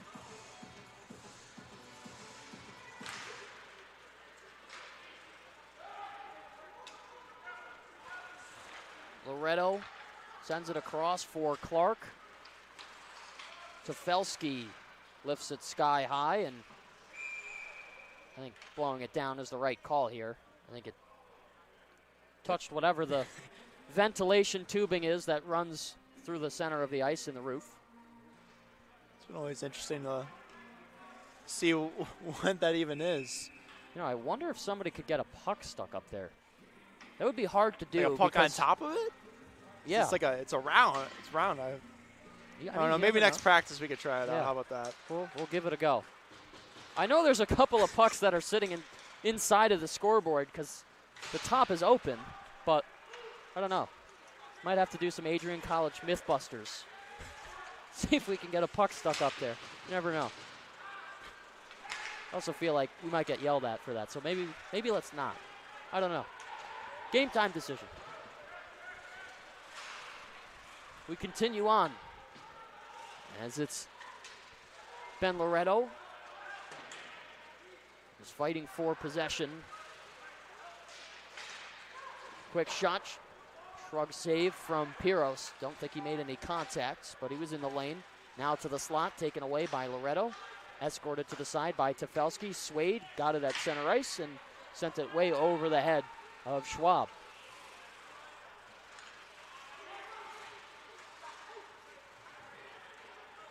Bannister over the line. Now to Summers. Trying to find a shot and is taken down. Raiders will advance right to left. Summers, a great feed for Amsball as he'll let Jacob catch up with him.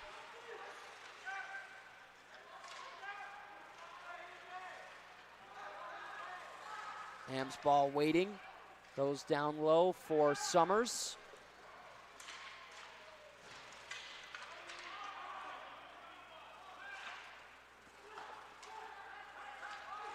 Here's Jacob. Tipped in.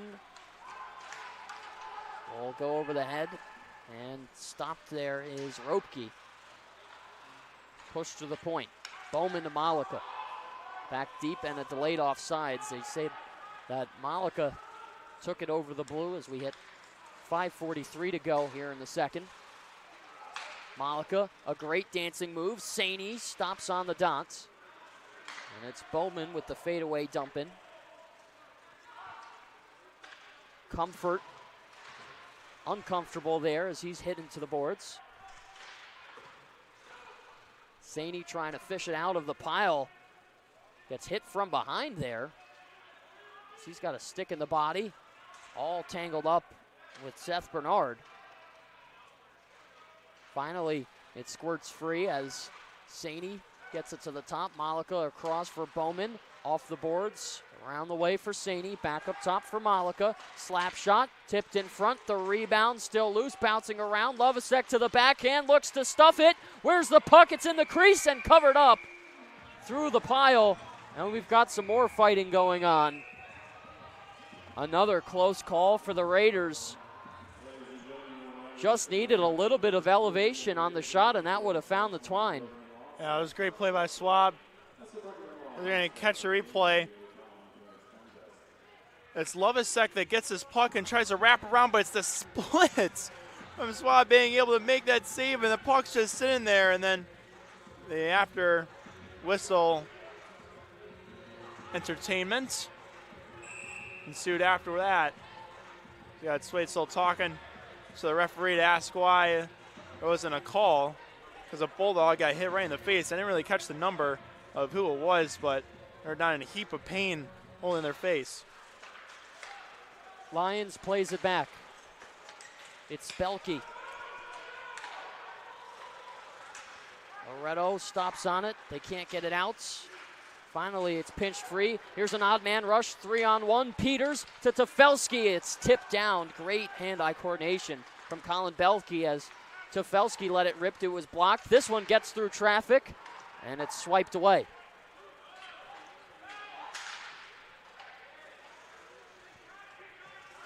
Clark will play it back.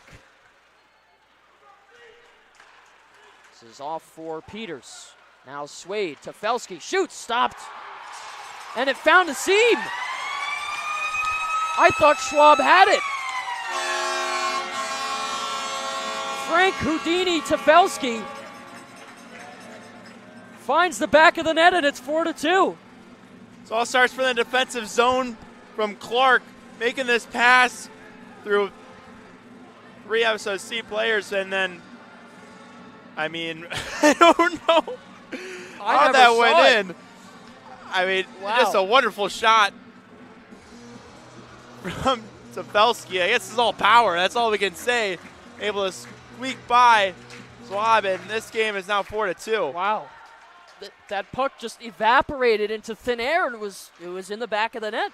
It must have maybe hit the lower regions of Schwab and then trickled down, but I don't know. Might have to take a closer look at that at the end of the period just to see if we can get some eyes on it. But Tefelsky, again, staying red hot.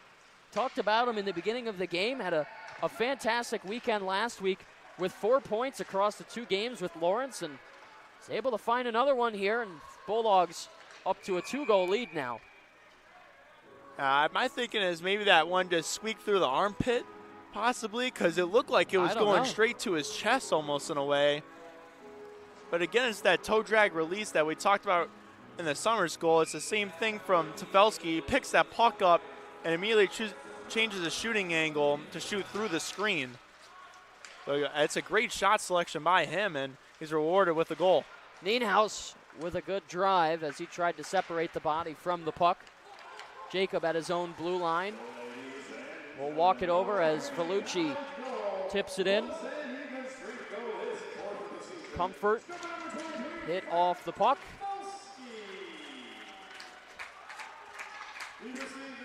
Ethan Mann looks to leap it out of the zone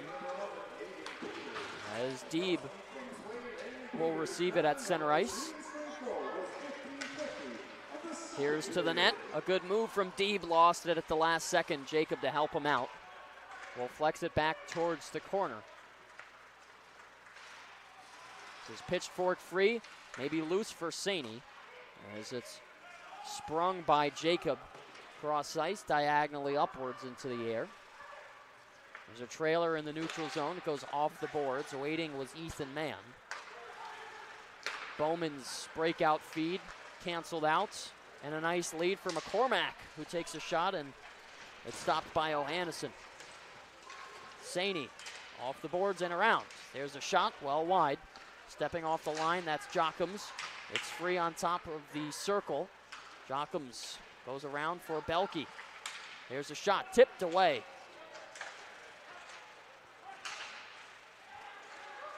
Blue line over for Belke. Back to the top. Faked shot, shooting. Blockered away by Piros.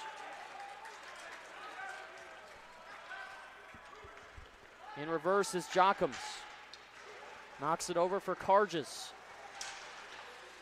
Bowman's been out there for a while, might need a change, and Piros is going to make the smart play here just to tie things up. And Bowman will defend his netminder. 1 minute and 45 seconds left to go here in the second. Yeah, a little bit of response from SOE there. A couple of good chances, and the puck possession from them, some offensive zone pressure. We haven't really seen that that much in the second period. It's kind of been the transition play that they've gotten their opportunities from, not really any sustained O-zone pressure like the Bulldogs have had.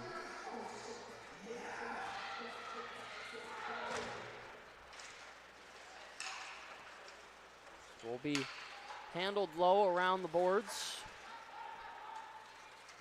as it's David Clark who will march his way up, tipped into the zone. Will ride the top of the dasher, rotated back deep. It's Tefelsky who will get it in the corner.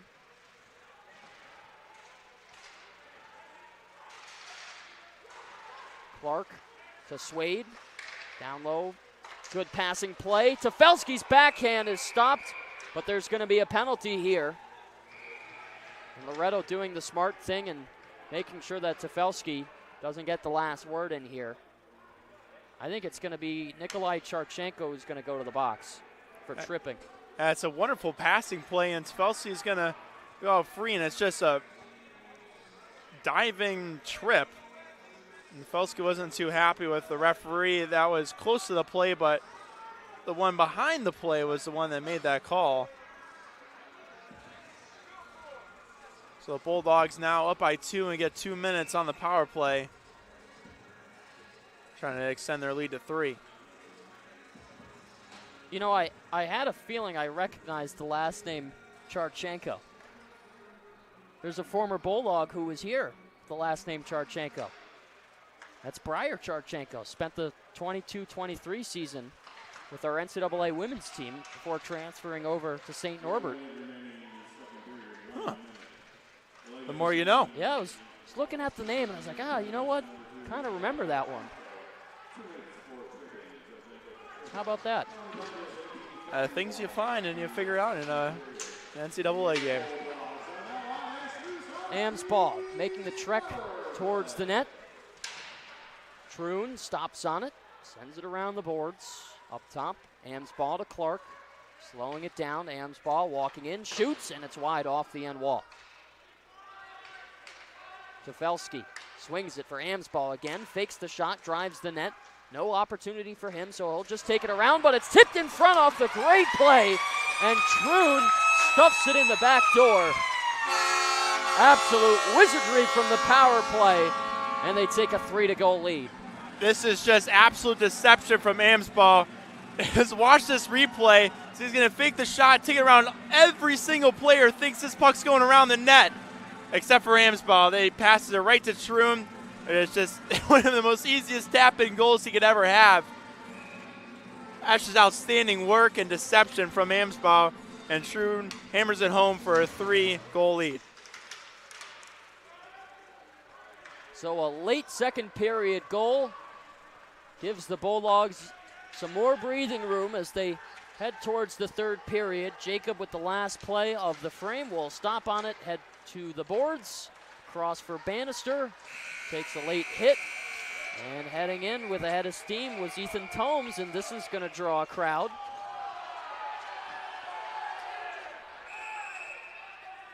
I don't know if we're going to see any penalties here, but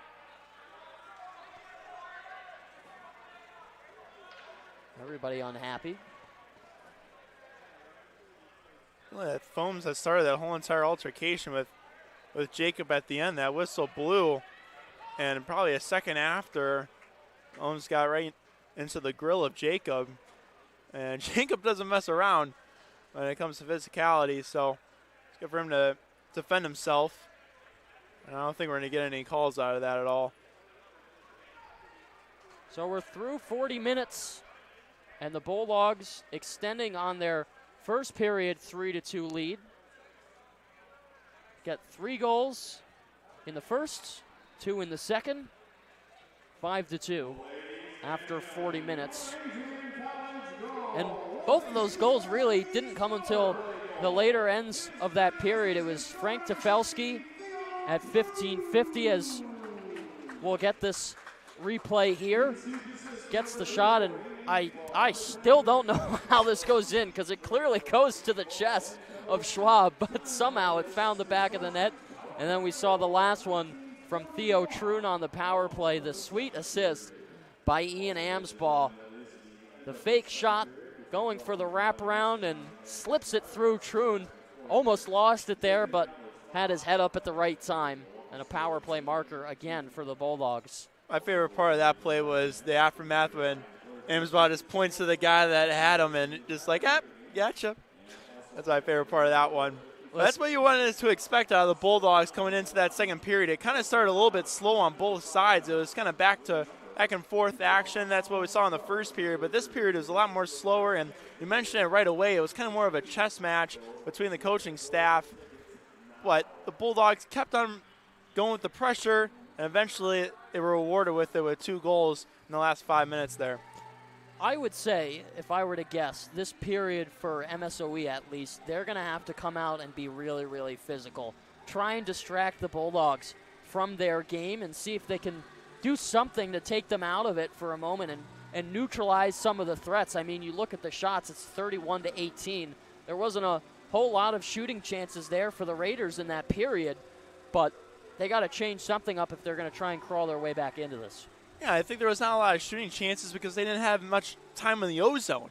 Everything was, you got in, you took a shot, you didn't get the rebound, so you're going the other way. And to beat this Bulldog squad, you got to tire them out in the defensive zone, which is a tough task to do by itself, but you got to put some type of O-zone pressure, and they just had none of that in that second period. And I think they're 3 down, and you're going to have to need some chances.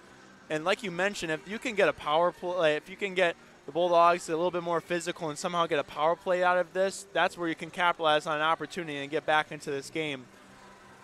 So I'm really interested to see what the message is in that locker room and how they come out here in this third period. A 2-goal period for the Bulldogs as we head towards the third period. 5-2, Adrian leading over MSOE. We'll take a step aside for the second period intermission and return with the third and final regulation frame of this one after the break. Alex Herman and Tyler Ackerman up here in the booth. You're watching Bulldog Hockey on ACTV. Bulldog fans, remember to follow Adrian College TV on social media. For game highlights and campus events, you can catch it all on Instagram, Facebook, TikTok, and X at AdrianCollegeTV.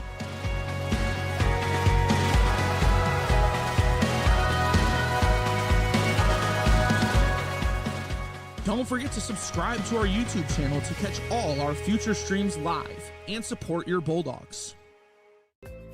The Adrian College Media Production House provides opportunities for students to learn and grow live on the airwaves, just like Matt Kibbe. I've gotten a chance to create a relationship with coaches and teams and learn more from people instead of trying to teach myself something. Got an opportunity to expand my knowledge of sports, hone in on my skills as a broadcaster, learn about equipment in different ways. You get more of a connection with professors as well. Providing opportunities, growing leadership. The Adrian College Media Production House. Thanks for tuning in.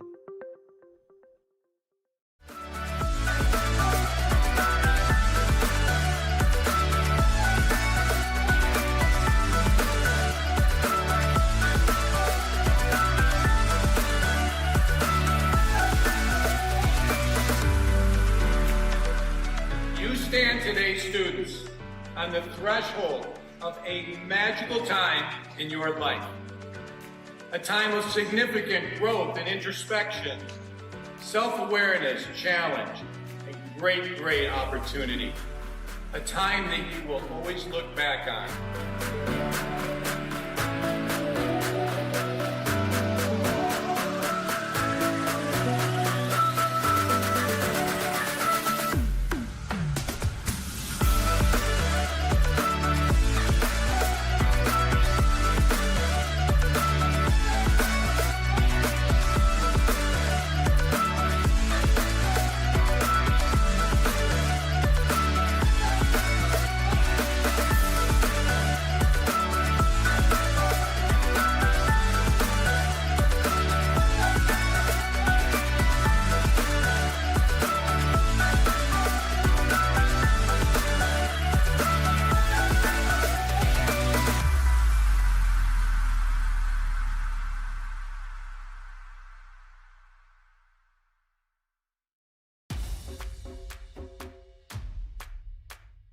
This is the Arrington Bookstore at Adrian College, the place to get game day ready, represent your clubs and organizations, and be Bulldog proud.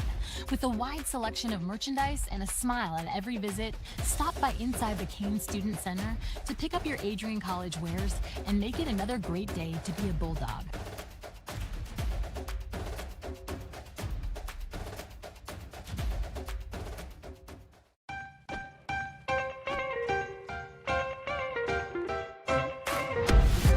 I'm a special ed social worker. And I'm a third-year public affairs major. I'm an action filmmaker.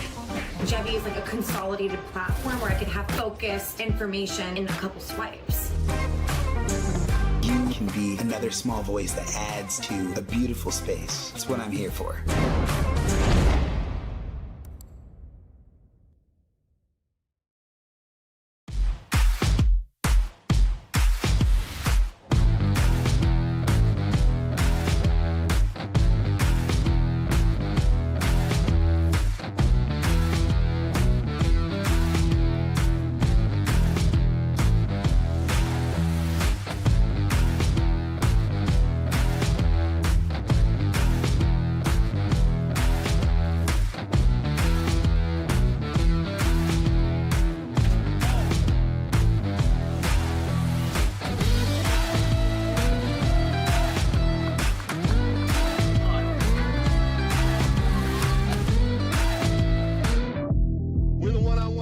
One-on-one battles lead to unit battles, which lead to team battles, and then a big victory at the end. Nothing different today than what you do every day, all right? Love you guys. Win on three. Ready? 1, 2, 3. Let's go.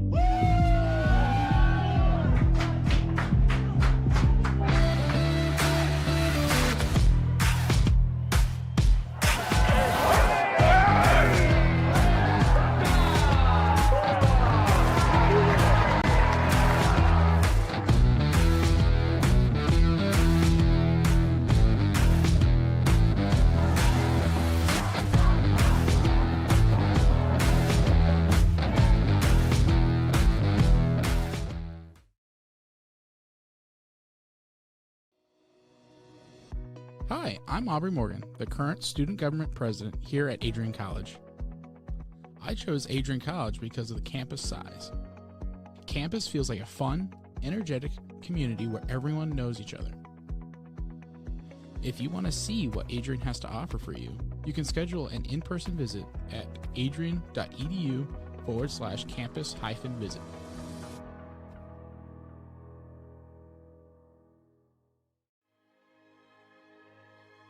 Adrian College is a private liberal arts institution known for its diverse academic programs, strong emphasis on experiential learning, vibrant campus life, and commitment to fostering a supportive community.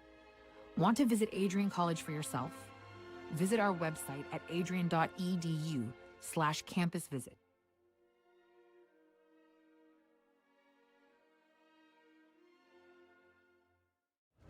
Adrian College is shaping the future of higher education and leading the way in innovation and excellence. Ranked first in most innovative schools and second in best value in undergraduate teaching in the Midwest by U.S. News & World Report, Adrian College is recognized for its commitment to innovation, quality education, and affordability. Offering 71 undergraduate programs, 13 graduate programs, and a 1-to-15 faculty-to-student ratio, our students receive personalized attention and a cutting-edge education. With state-of-the-art facilities, 10 academic institutes, and 50 competitive sports teams, Adrian fosters growth both inside and outside the classroom. From small class sizes to championship-level athletics, we provide the tools and experiences you need to succeed. Join a community that prioritizes your success. Start your journey with us, where your potential is realized. Discover Adrian College. Are you looking to become a future Bulldog and get recruited by Adrian College? Do you display characteristics of tenacity, drive, and determination? With over 50 teams on campus, there are plenty of opportunities to further both your athletic and academic career. For all recruiting inquiries, head to www.adrianbulldogs.com and click on the Recruit Me tab at the top right of your screen. Your future with the Bulldogs is closer than ever.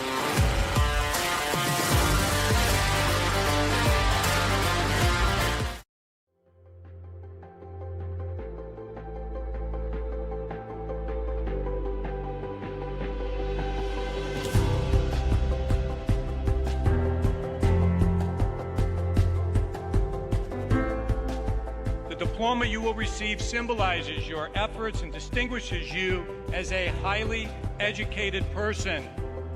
Learned in the arts and sciences and prepared for a life of achievement and great accomplishment. Adrian College has built something very special. You've created not just an academic environment, but a culture of physical excellence, discipline, and resilience. You've turned this college into a place where pushing the limits isn't the exception, it's the expectation.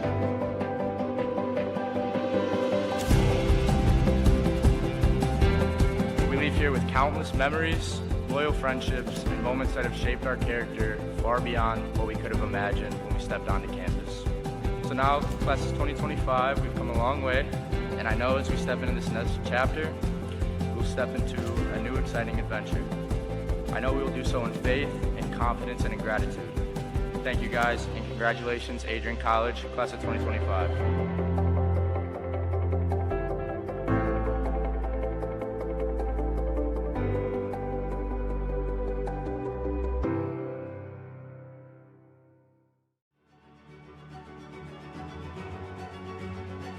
Before the achievements, before the celebrations, there's the work.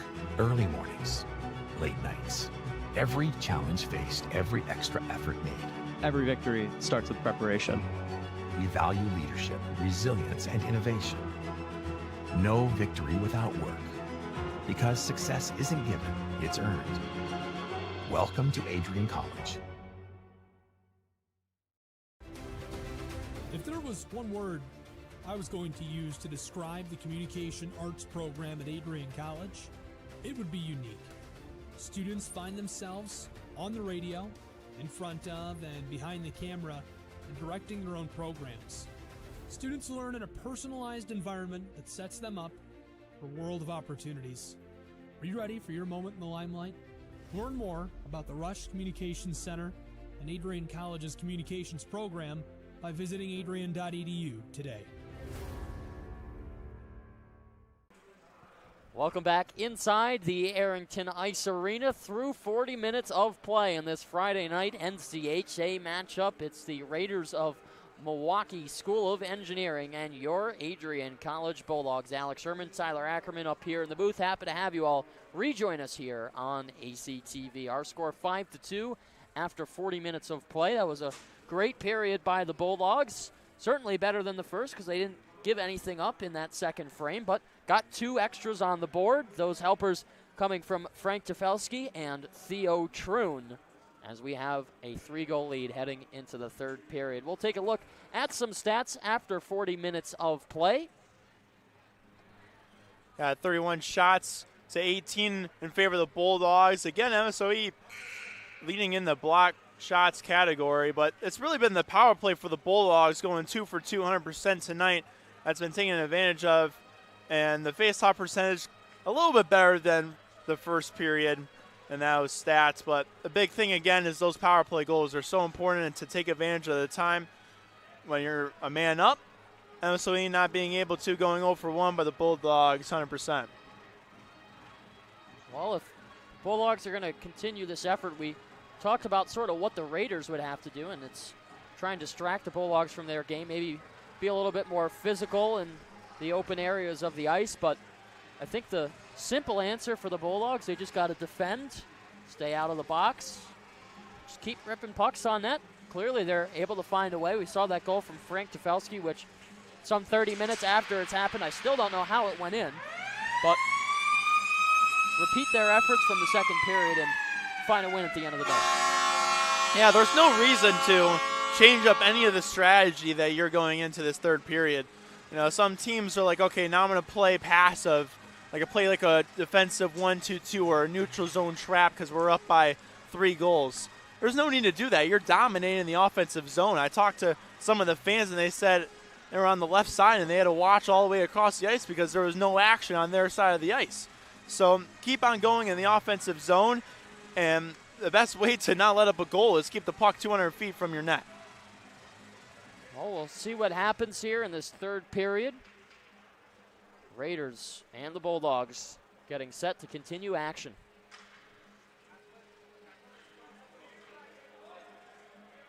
At 20 minutes back on the score clock. Everybody gathered up at center ice. And we will resume play at the AIA. Jockums will start things off. This is kicked through the legs by Swade. Loretto off for Clark. It whistles around as it takes a kick up top. Here's a lead feed sprung out. This is Stefelski as he'll head down, looking to drop back for Swade, but couldn't find it through some feet. Jockums up ahead for Bernard. Gets around Clark. Driving is Bernard. Pat save from Piros, and he'll hold it.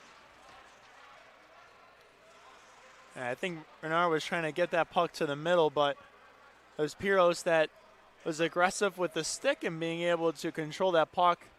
We had a couple of Raiders fly into the crease as well after the whistle.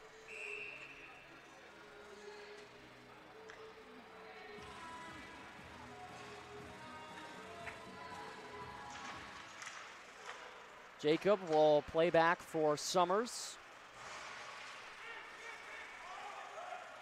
And this is sent on net. Crafty play there from Carroll. Saw that play through his legs. It's a man with confidence. Yeah, showing the swagger. It's what you like to see from your goaltender. Bannister for Jacob. Now Hannison takes a shot, and a stick goes flying. Summers goes crashing into the Raiders bench. Delayed penalty here. Piros off to the bench. Bulldogs soon to be back to the power play. This is dumped in. Out of the net is Schwab. He'll play it, and that's the whistle for the penalty. So the Bulldogs again will get another chance on the power play. 2 for 2 so far. Gonna make it 3 for 3.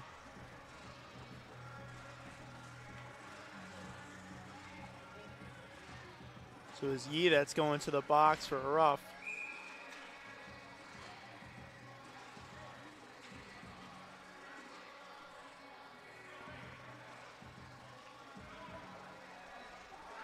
Power play has been perfect today. We'll see what they do here early in the third period.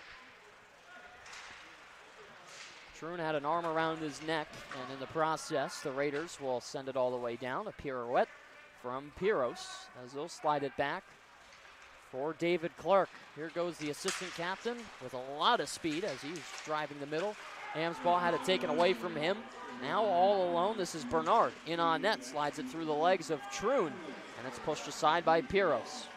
Amsball will reset the breakout. Sends it over for Swade. Now to Felski. Amsball over the line, across, up in the air to Felski. Makes a bid for it. It's poked through the legs of Clark. Piros will come out aggressively to play it on the backhand. Has a bit of a collision there as he was playing the puck. Amsball off the high glass and into the near side corner. O'Hannison will dump it deep. Collecting is Charchenko. Can't clear the zone. O'Hannison holds it. A give and go. Will get it right back. Looking for his brother, Nick, as he tees one up, and it's wide.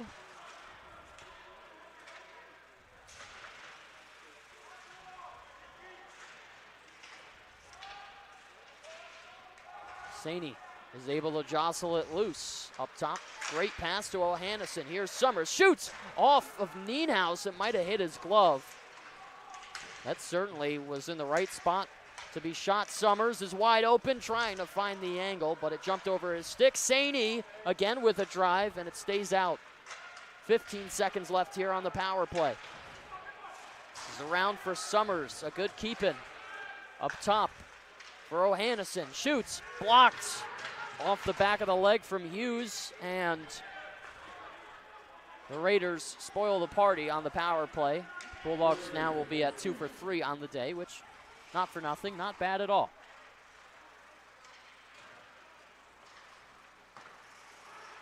Bannister's loose pass went through Vellucci. Now it's O'Hannison.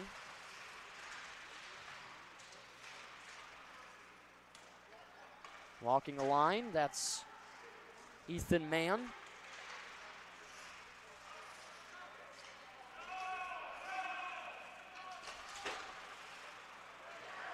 Off the boards and down. Jacob will stop on it. Vellucci, cross for Jockums.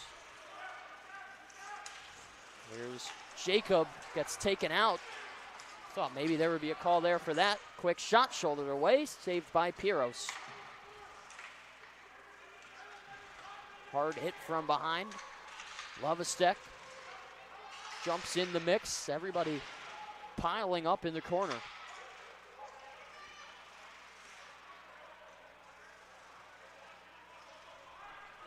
Jacob with a long lead pass for Swade. It's Schwab who will play it away. Off the end wall. Stevens tips it in. Bowman at the hash marks. Cross for Malika. Tipped back, soccer kick as Swade plays it loose. Had it bouncing on his stick there. Little Harlem Globetrotters play. Tried to find some magic.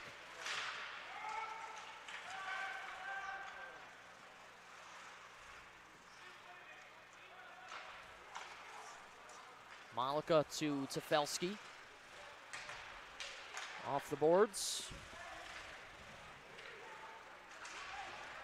Tefelsky waits, has Malika up top, shoots, and it's shrugged off. Good save by Schwab to fight it through traffic. Tefelsky gloving down, back for Malika. And Tefelsky is absolutely blown up, as so is Amsbaugh after he shot. Two massive hits for the Raiders, and maybe there's a little bit of that physicality we started to talk about. O'Hannison on the drive to the forehand, off the post, it stayed out. A beautiful move from Jack O'Hannison. And he's denied by the red iron. Wrap around from Summers. Let the pass go, tipped towards the boards. Amsbaugh will fight it off. Loretto lifts it high and into the opposite side netting. We'll get our whistle. 13:59 left to go here in the third. Yeah, that was a great move by O'Hannison. I mean, that was just fantastic from him, being able to slick that puck behind the stick. You're going to catch on the replay. And you're going to watch this play here. He's going to put it right underneath the stick to get it back on his forehand. It's a nifty, crafty move, and try to go top shelf. Fortunately, the post said no. And I think Coach Phillips here on the bench is trying to argue to the officials that maybe there was some head contact on one of the hits from the previous plays. So the officials are going to come over and talk to the Raiders coaching staff and Brandon Richards. Maybe issue some kind of warning. But we'll continue on.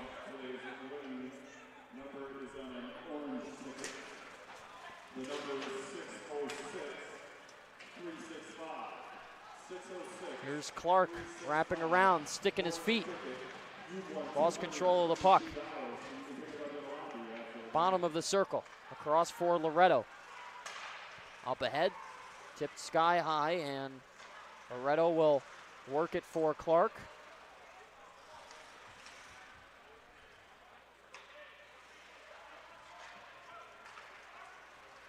Clark to Loretto. Punched around, Saney forces the turnover. The net was wide open, nobody was there. They were setting up shop. Troon to Saney. He's bumped by Charchenko and taken down there. Officials will take a look. Charchenko still getting tangled up.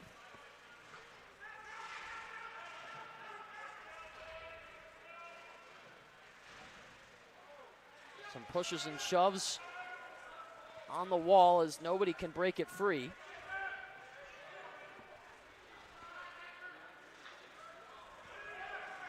Oh, finally it kicks out. Gloved by Lovasek. Up at the middle, and a nice reversal on the body check there on McCormack.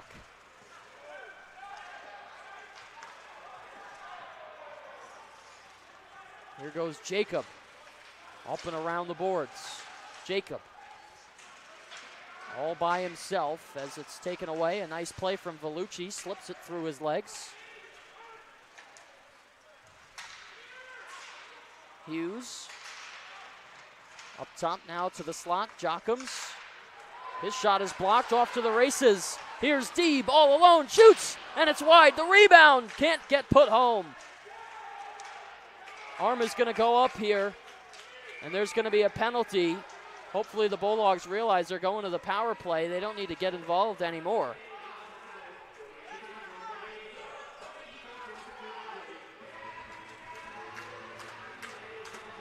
It's a clear slash all day. I don't know why there's any argument right now.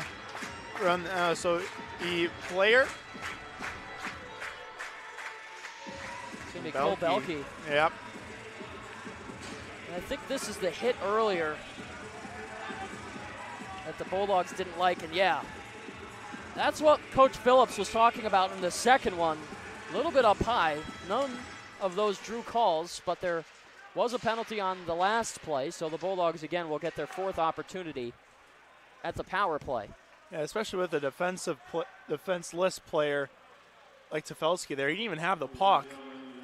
And he hit right from behind, a couple of feet away from the boards is never good. That's just textbook boarding too, so you can see why Phillips' frustration was there. So we'll get around the body.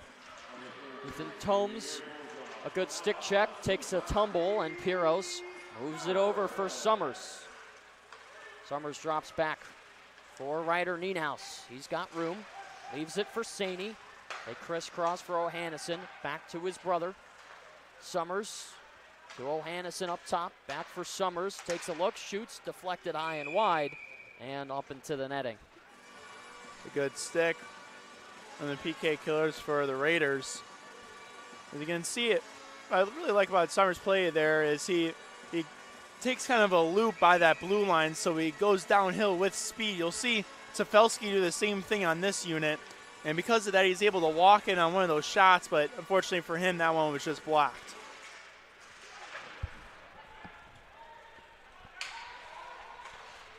Tefelsky off to the boards. There's a massive collision on Theo Troon as he gets stepped over. We'll pop right back up. Swade is drawing with Smith in the neutral zone. Clark moving forward, though skating backwards. Ames ball to the wing. Picked up 2-on-1. Tefelsky to Troon. Looking. And the rebound stays out. Tefelsky up top for Amsball. Mad scramble. Amsball pulls up. Looking for options. Across for Tefelsky. It's blocked. Off the boards and all the way down. 20 seconds left in the power play. There's going to be another call here. Smith is going to take one as he interfered with Swade. So the Bulldogs are going to do the smart thing and let the first penalty run out. Get the extra attacker out. So now we're back to even strength. Ames ball across for Vellucci. It's touched up.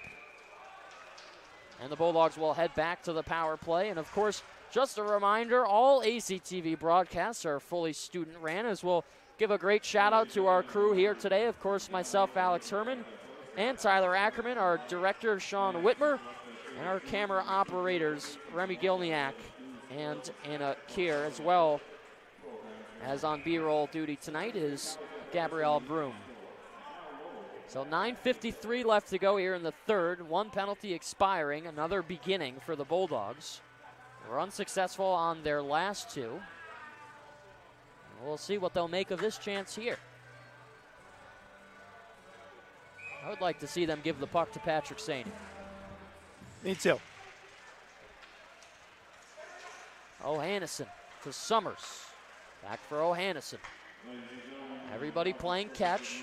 They'll change places. Summers with a good head fake.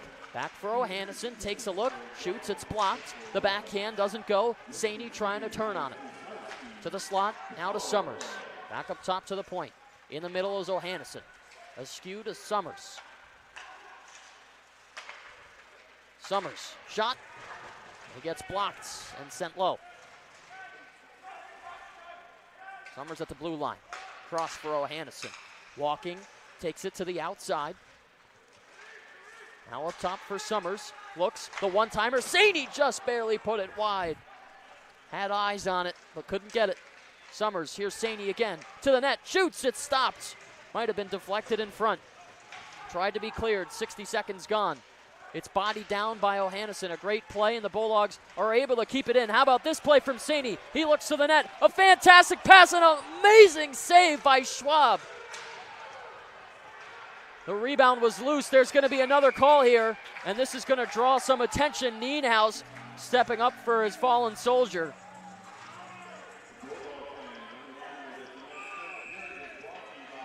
This will either be a cross-check or a hit from behind.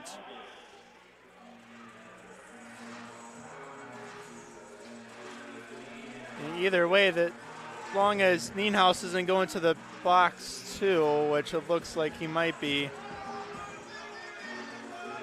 I wonder what the call is going to be here. Oh, they're going to take Nienhaus as well. It's going to be matching.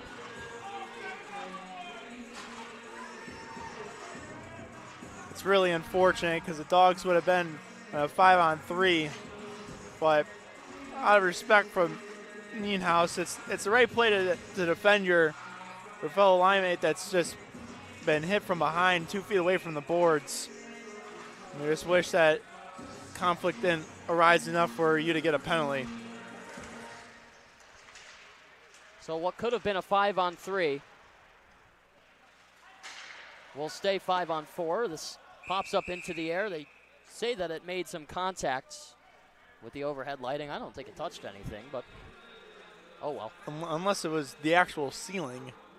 It looked like to me that puck just went over the light and back on the other side of it, never really touching anything, but either way, a draw.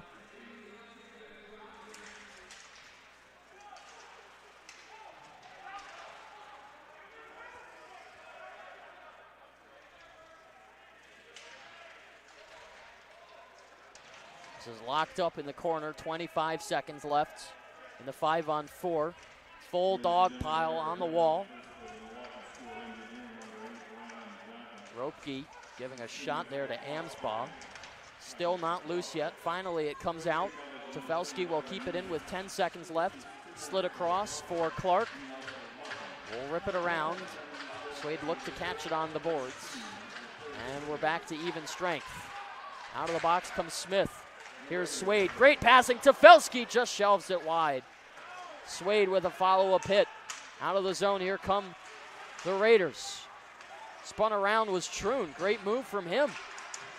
He's taken out again, will lose his helmet, and the officials will have to blow the whistle down.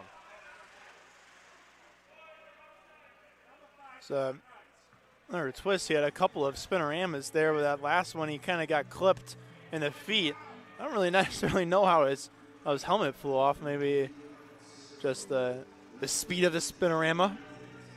Never know. Anyway, we'll get a neutral zone draw out of it.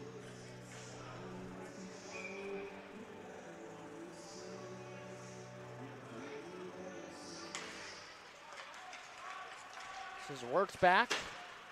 Belke will dump it down. Malika gets hit hard into the boards right in front of the Zamboni entrance.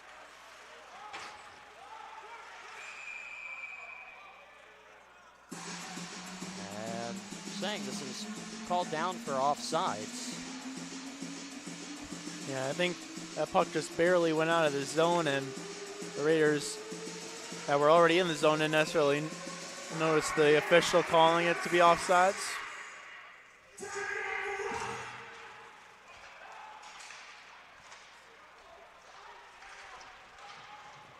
To the corner and around. Deeb will collide heavily in open ice. And I think they're going to call this as icing. It would be correct. And you called it at the end of that second period that this game was going to get a lot more physical, and it sure has. I love how Swade is, he's a little bit of an instigator. You can kind of tell that he'll get a little chippy with it, but he knows where the line is. And he just threatens the Raiders just to cross that line with them, and that's how they got that last power play. I just love that out of them.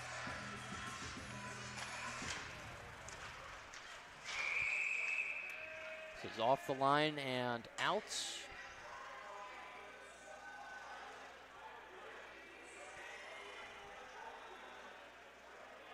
A lot of talking going on right now. Whole lot of jaw action between these two teams. And I'm sure it's not going to stop either. I'm really interested to see how tomorrow's going to go. Bossy will take McCormack out of the faceoff draw. It's one back.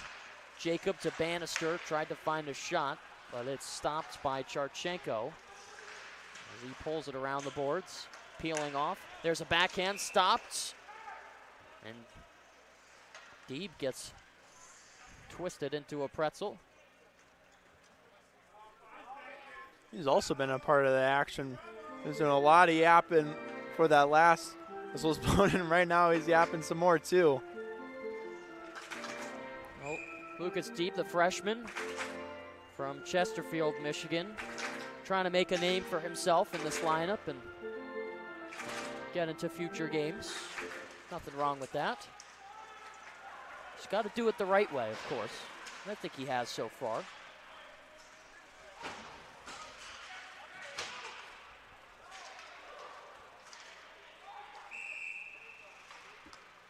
So the icing with 6:31 left to go. This game has really slowed down over the last couple of minutes. We've had a lot of whistles. And I think that's probably good because it was a lot of back and forth, pushing and shoving, and big hits. And I think these whistles have kind of calmed those angers down a little bit in a sense. Bannister to Jacob, down low for Amsbaugh. Turning, shooting, it's patted away. Smith plays it in the corner. The drop pass intercepted by Amsbaugh. Summers gets tangled up with the official for a second. He's just trying to get out of the way.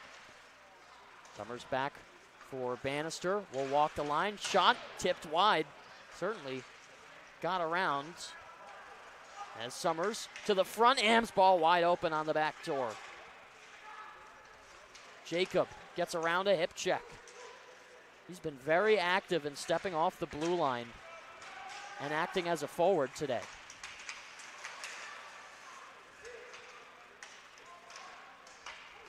Lions will cash out and exit the zone.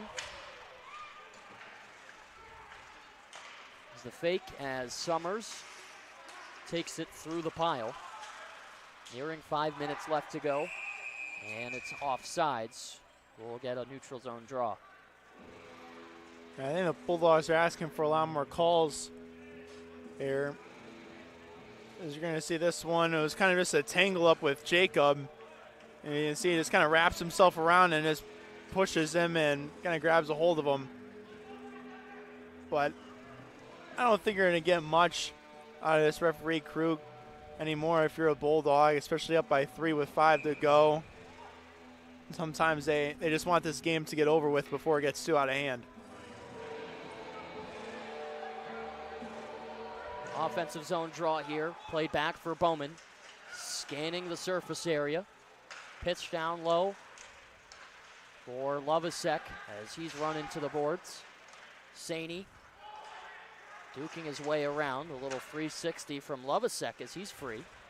Has to open up again.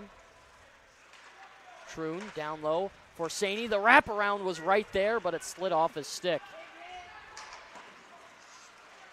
This has been just a heck of a game for Patrick Saney. I mean, he had a great campaign as a freshman last year and has just gotten better and better every single game that we see him. And he does all the little things right, you know. Typically, you look at the score sheet to determine who's the best player on the team and who's got the most points. That determines a lot.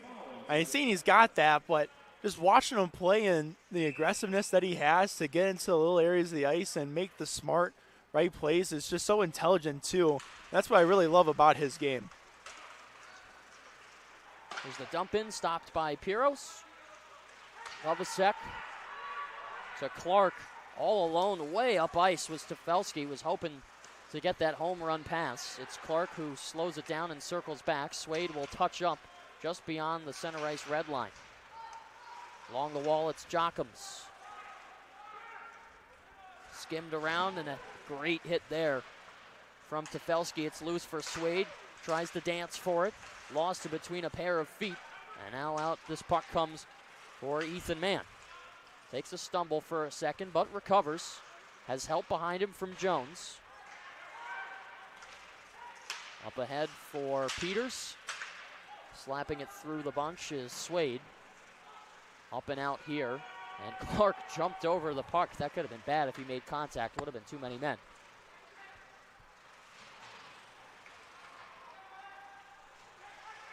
Bannister behind the cage.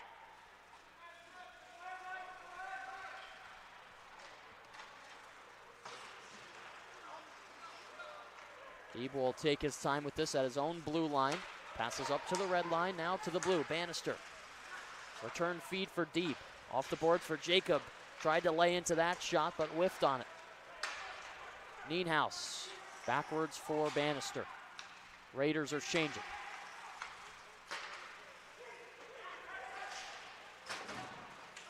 Deeb for Nienhuis. Oh, a big hit there on Deeb. It looked like his helmet was about to pop off as he took a hard shot straight to the chest. I don't even say that that followed through with the hands right to the face.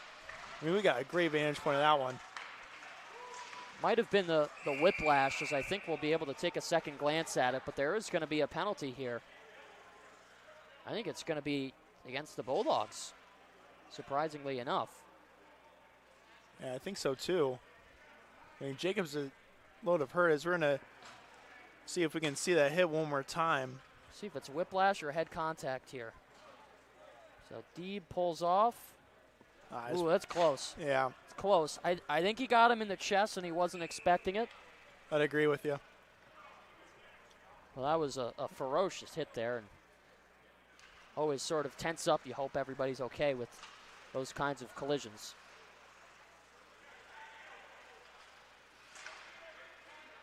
Belke to Jones, the power play for the Raiders go to work. Cross check to Julian Jacob as the slap shot from Belke whistles wide. Here's a heavy setup as it's deflected. Good shot blocking, and Adrian College able to force the turnover. Here's Jones to Mann. Bowman is right there with him.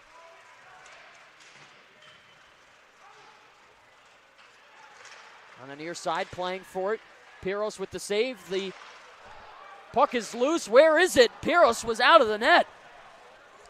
Was trying to clear it himself. Fish out of water there. And the Bulldogs really lucky that they didn't get one by them. He's super aggressive. You can just tell off of that. I mean, he's hardly ever in his blue paint, but that one, it was almost at the hash marks.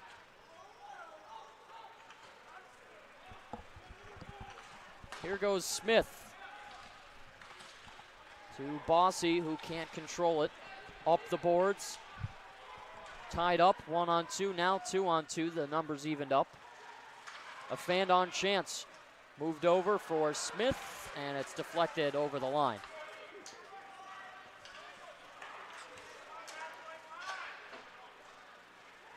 Smith with a give and go.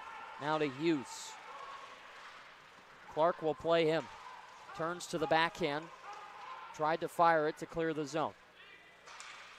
Smith across the lane. Less than a minute to go in the third period. 5 seconds on the power play, and a save from Ryan Piros. He'll stop it and get the whistle. I think we're going to take a nice look back at this save, or I don't even know what would it be called. Hey, look how aggressive he is. He's trying to poke that one. He's at the hash, and I think that puck just goes right across the crease. Nothing much to it. And it wasn't a shot on net, but instead kind of a pass. We'll head all the way out. Bowman will slow it down. Nearing the end of this one. Stevens to Bowman.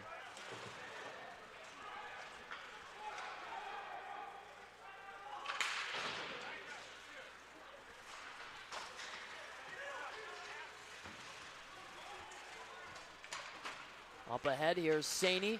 He's loose by himself, stops on it, a good move, plays it to the backhand, 1-on-2 as he's shadowed. Saney with the wraparound, it's free for Lovasek. 7 seconds left. Saney shoots, and a bad save by Schwab, was looking for the hat trick as he's taken down. 1 second to go, and the horn will sound. That'll do it.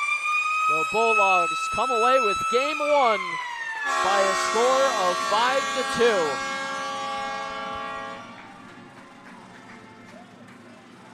So an interesting start for the white, black, and golds, but they're able to pull away and find a way to get it done.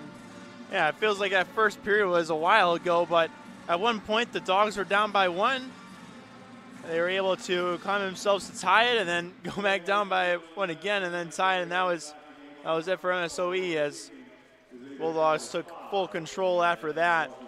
Piros had a little bit of a shaky start, but I love the way he bounced back in that second and third period. He played outstanding with a couple of grade A chances from the Raiders, but he was able to shut those down. Overall, an outstanding effort from these Bulldogs, and that's what you expect out of this squad like we talked about in the pre-show. Well, we'll get our stick taps up at center ice to salute the AIA faithful, and then soon to come our 3 stars of the game. But that's a big win for the Bulldogs to start the weekend off on the right note. And really a tough team in MSOE that fought to the very end to try and hang in this game, but the Bulldogs' resilience in this one outweighed them, and that's how we got our 5-2 score. And you gotta remember that this team is tied with the Bulldogs in the conference standings. And they beat a team like Trine as well. So as 5-2 score, it's a real good showing by the Bulldogs, especially against this high caliber team in MSOE. Well, this will help them out certainly in the standings. They will be atop MSOE. They'll have a couple of extra points, and now it's just a question of what happens in the Trine, Aurora, and St. Norbert games this weekend to break up the rest of the standings. So let's see who we get here for our 3 stars of the game. I think one of them definitely is going to go to Patrick Saney. As Ben Loretto will get the 3rd star of the game, assistant captain.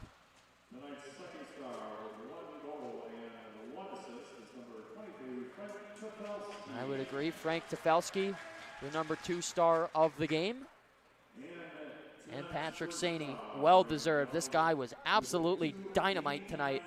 Was so close to getting the hat trick on a couple of chances. But great to see the young sophomore really stepping into some big shoes and playing his game the way that he knows how. Yeah, you can just tell right off the hop of this is aggressiveness and is willing to get in those dirty areas. And he had 2 goals, and they weren't necessarily pretty, but they were just because of hard work. They were the results of that hard work that you typically see out of Patrick Saney. Well, our final 5-2. Bulldogs win game 1. They will play MSOE again tomorrow right here at the Arrington Ice Arena at 3 o'clock, and then we'll have one more series to wrap up the first semester against Hiram College the following week on December the 12th and 13th. Those are also home games, 7 p.m. and 3 p.m. starts. It's going to be certainly an interesting one heading into tomorrow, but a good sign that the Bulldogs take game 1. Yeah, for sure, especially with what we talked about, this MSO team. And I just love just the effort from the Bulldogs, even in going down early. Just the resilience from them is just really the true part of that story for tonight's game. A good response indeed. Bulldogs take game 1, 5-2, as we sign off for the evening. Alex Herman and Tyler Ackerman saying good nights. Bulldogs win it. You've been watching Bulldog Hockey on ACTV.